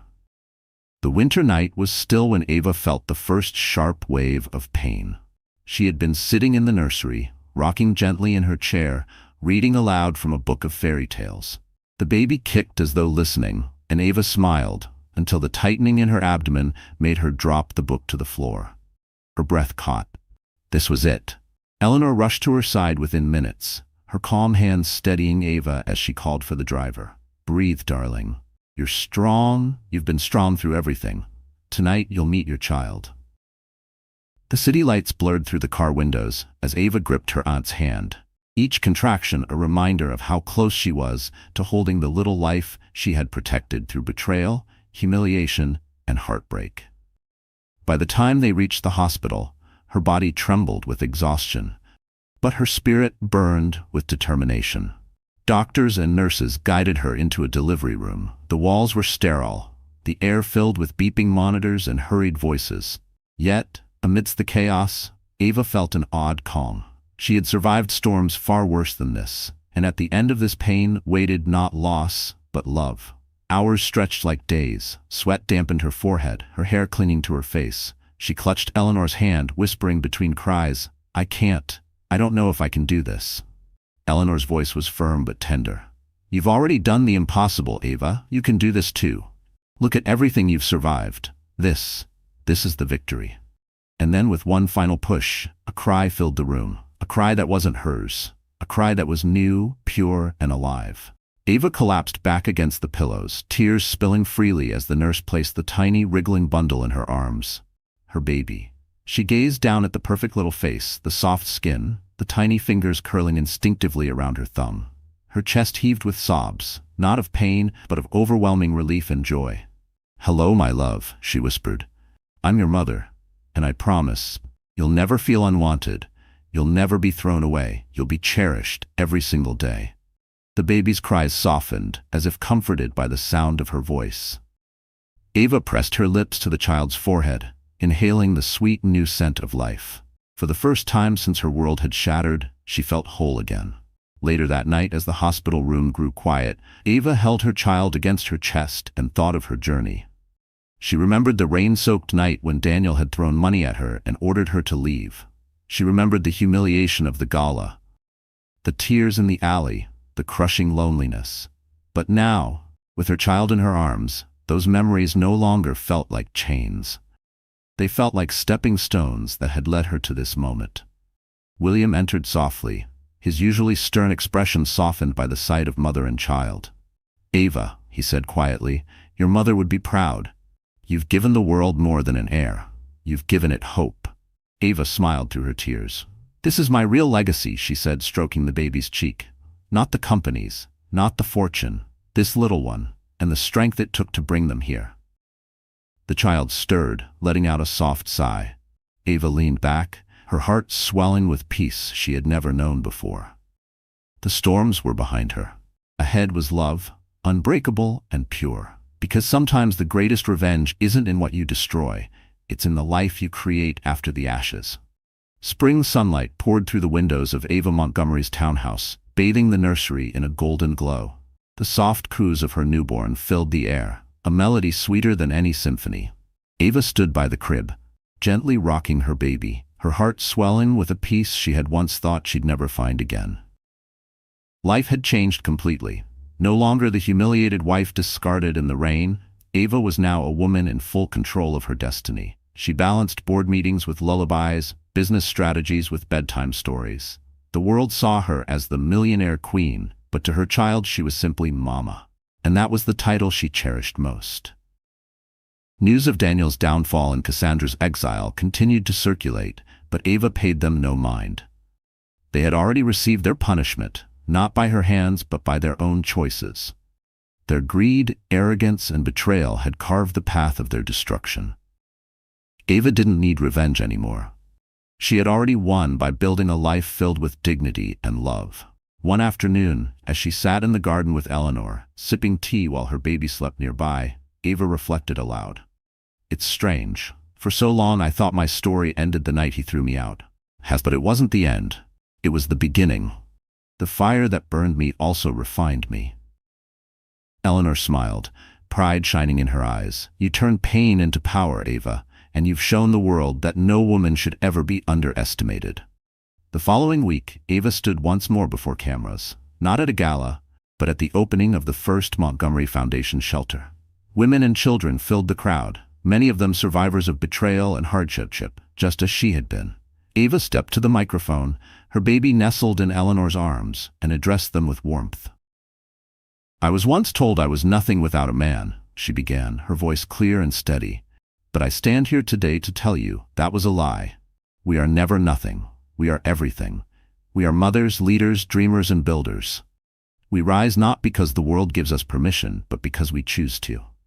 The crowd erupted in applause, many wiping away tears. Ava looked out at the faces before her, women who had suffered, women who had fought, women who were ready to rise, and felt a surge of pride. Her pain had not been wasted. It had become a bridge for others to cross.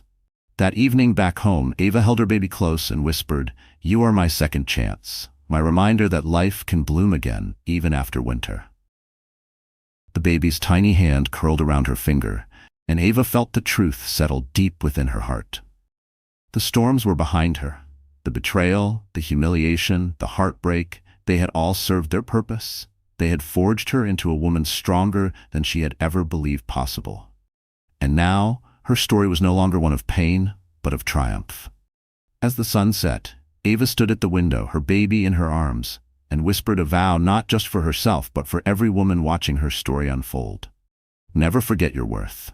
Never let anyone convince you that you are small. Because the world may try to break you, but queens are not made of glass. We are made of fire. And with that, Ava Montgomery closed the chapter on betrayal and opened a new one, filled with love, legacy, and unshakable strength. Because in the end, the sweetest justice is not revenge. It's living a life so radiant. Your enemies fade into shadows, while you shine brighter than ever. So that's where Ava's story closes, my wonderful friends. And if you're still here with me right now, it must mean something in her journey touched your heart in a special way. Maybe it was her pain, maybe it was her courage, or maybe it was the way she rose again when life tried to break her. Life isn't always fair. People betray, storms come, and sometimes we're pushed down so hard it feels impossible to stand up again. But Ava's story shows us that we can. As Marcus Aurelius once wrote, "The impediment to action advances action. What stands in the way becomes the way." The very things that tried to destroy her became the reason she found her strength. And that can be true for you too. So if you're facing heartbreak, humiliation, or loss, don't see it as the end. See it as the beginning of your rise. Pain can be a teacher, and healing can turn into power. If this story spoke to you, please give it a like, share it with someone who needs hope tonight, and don't forget to subscribe. Because here, we rise together.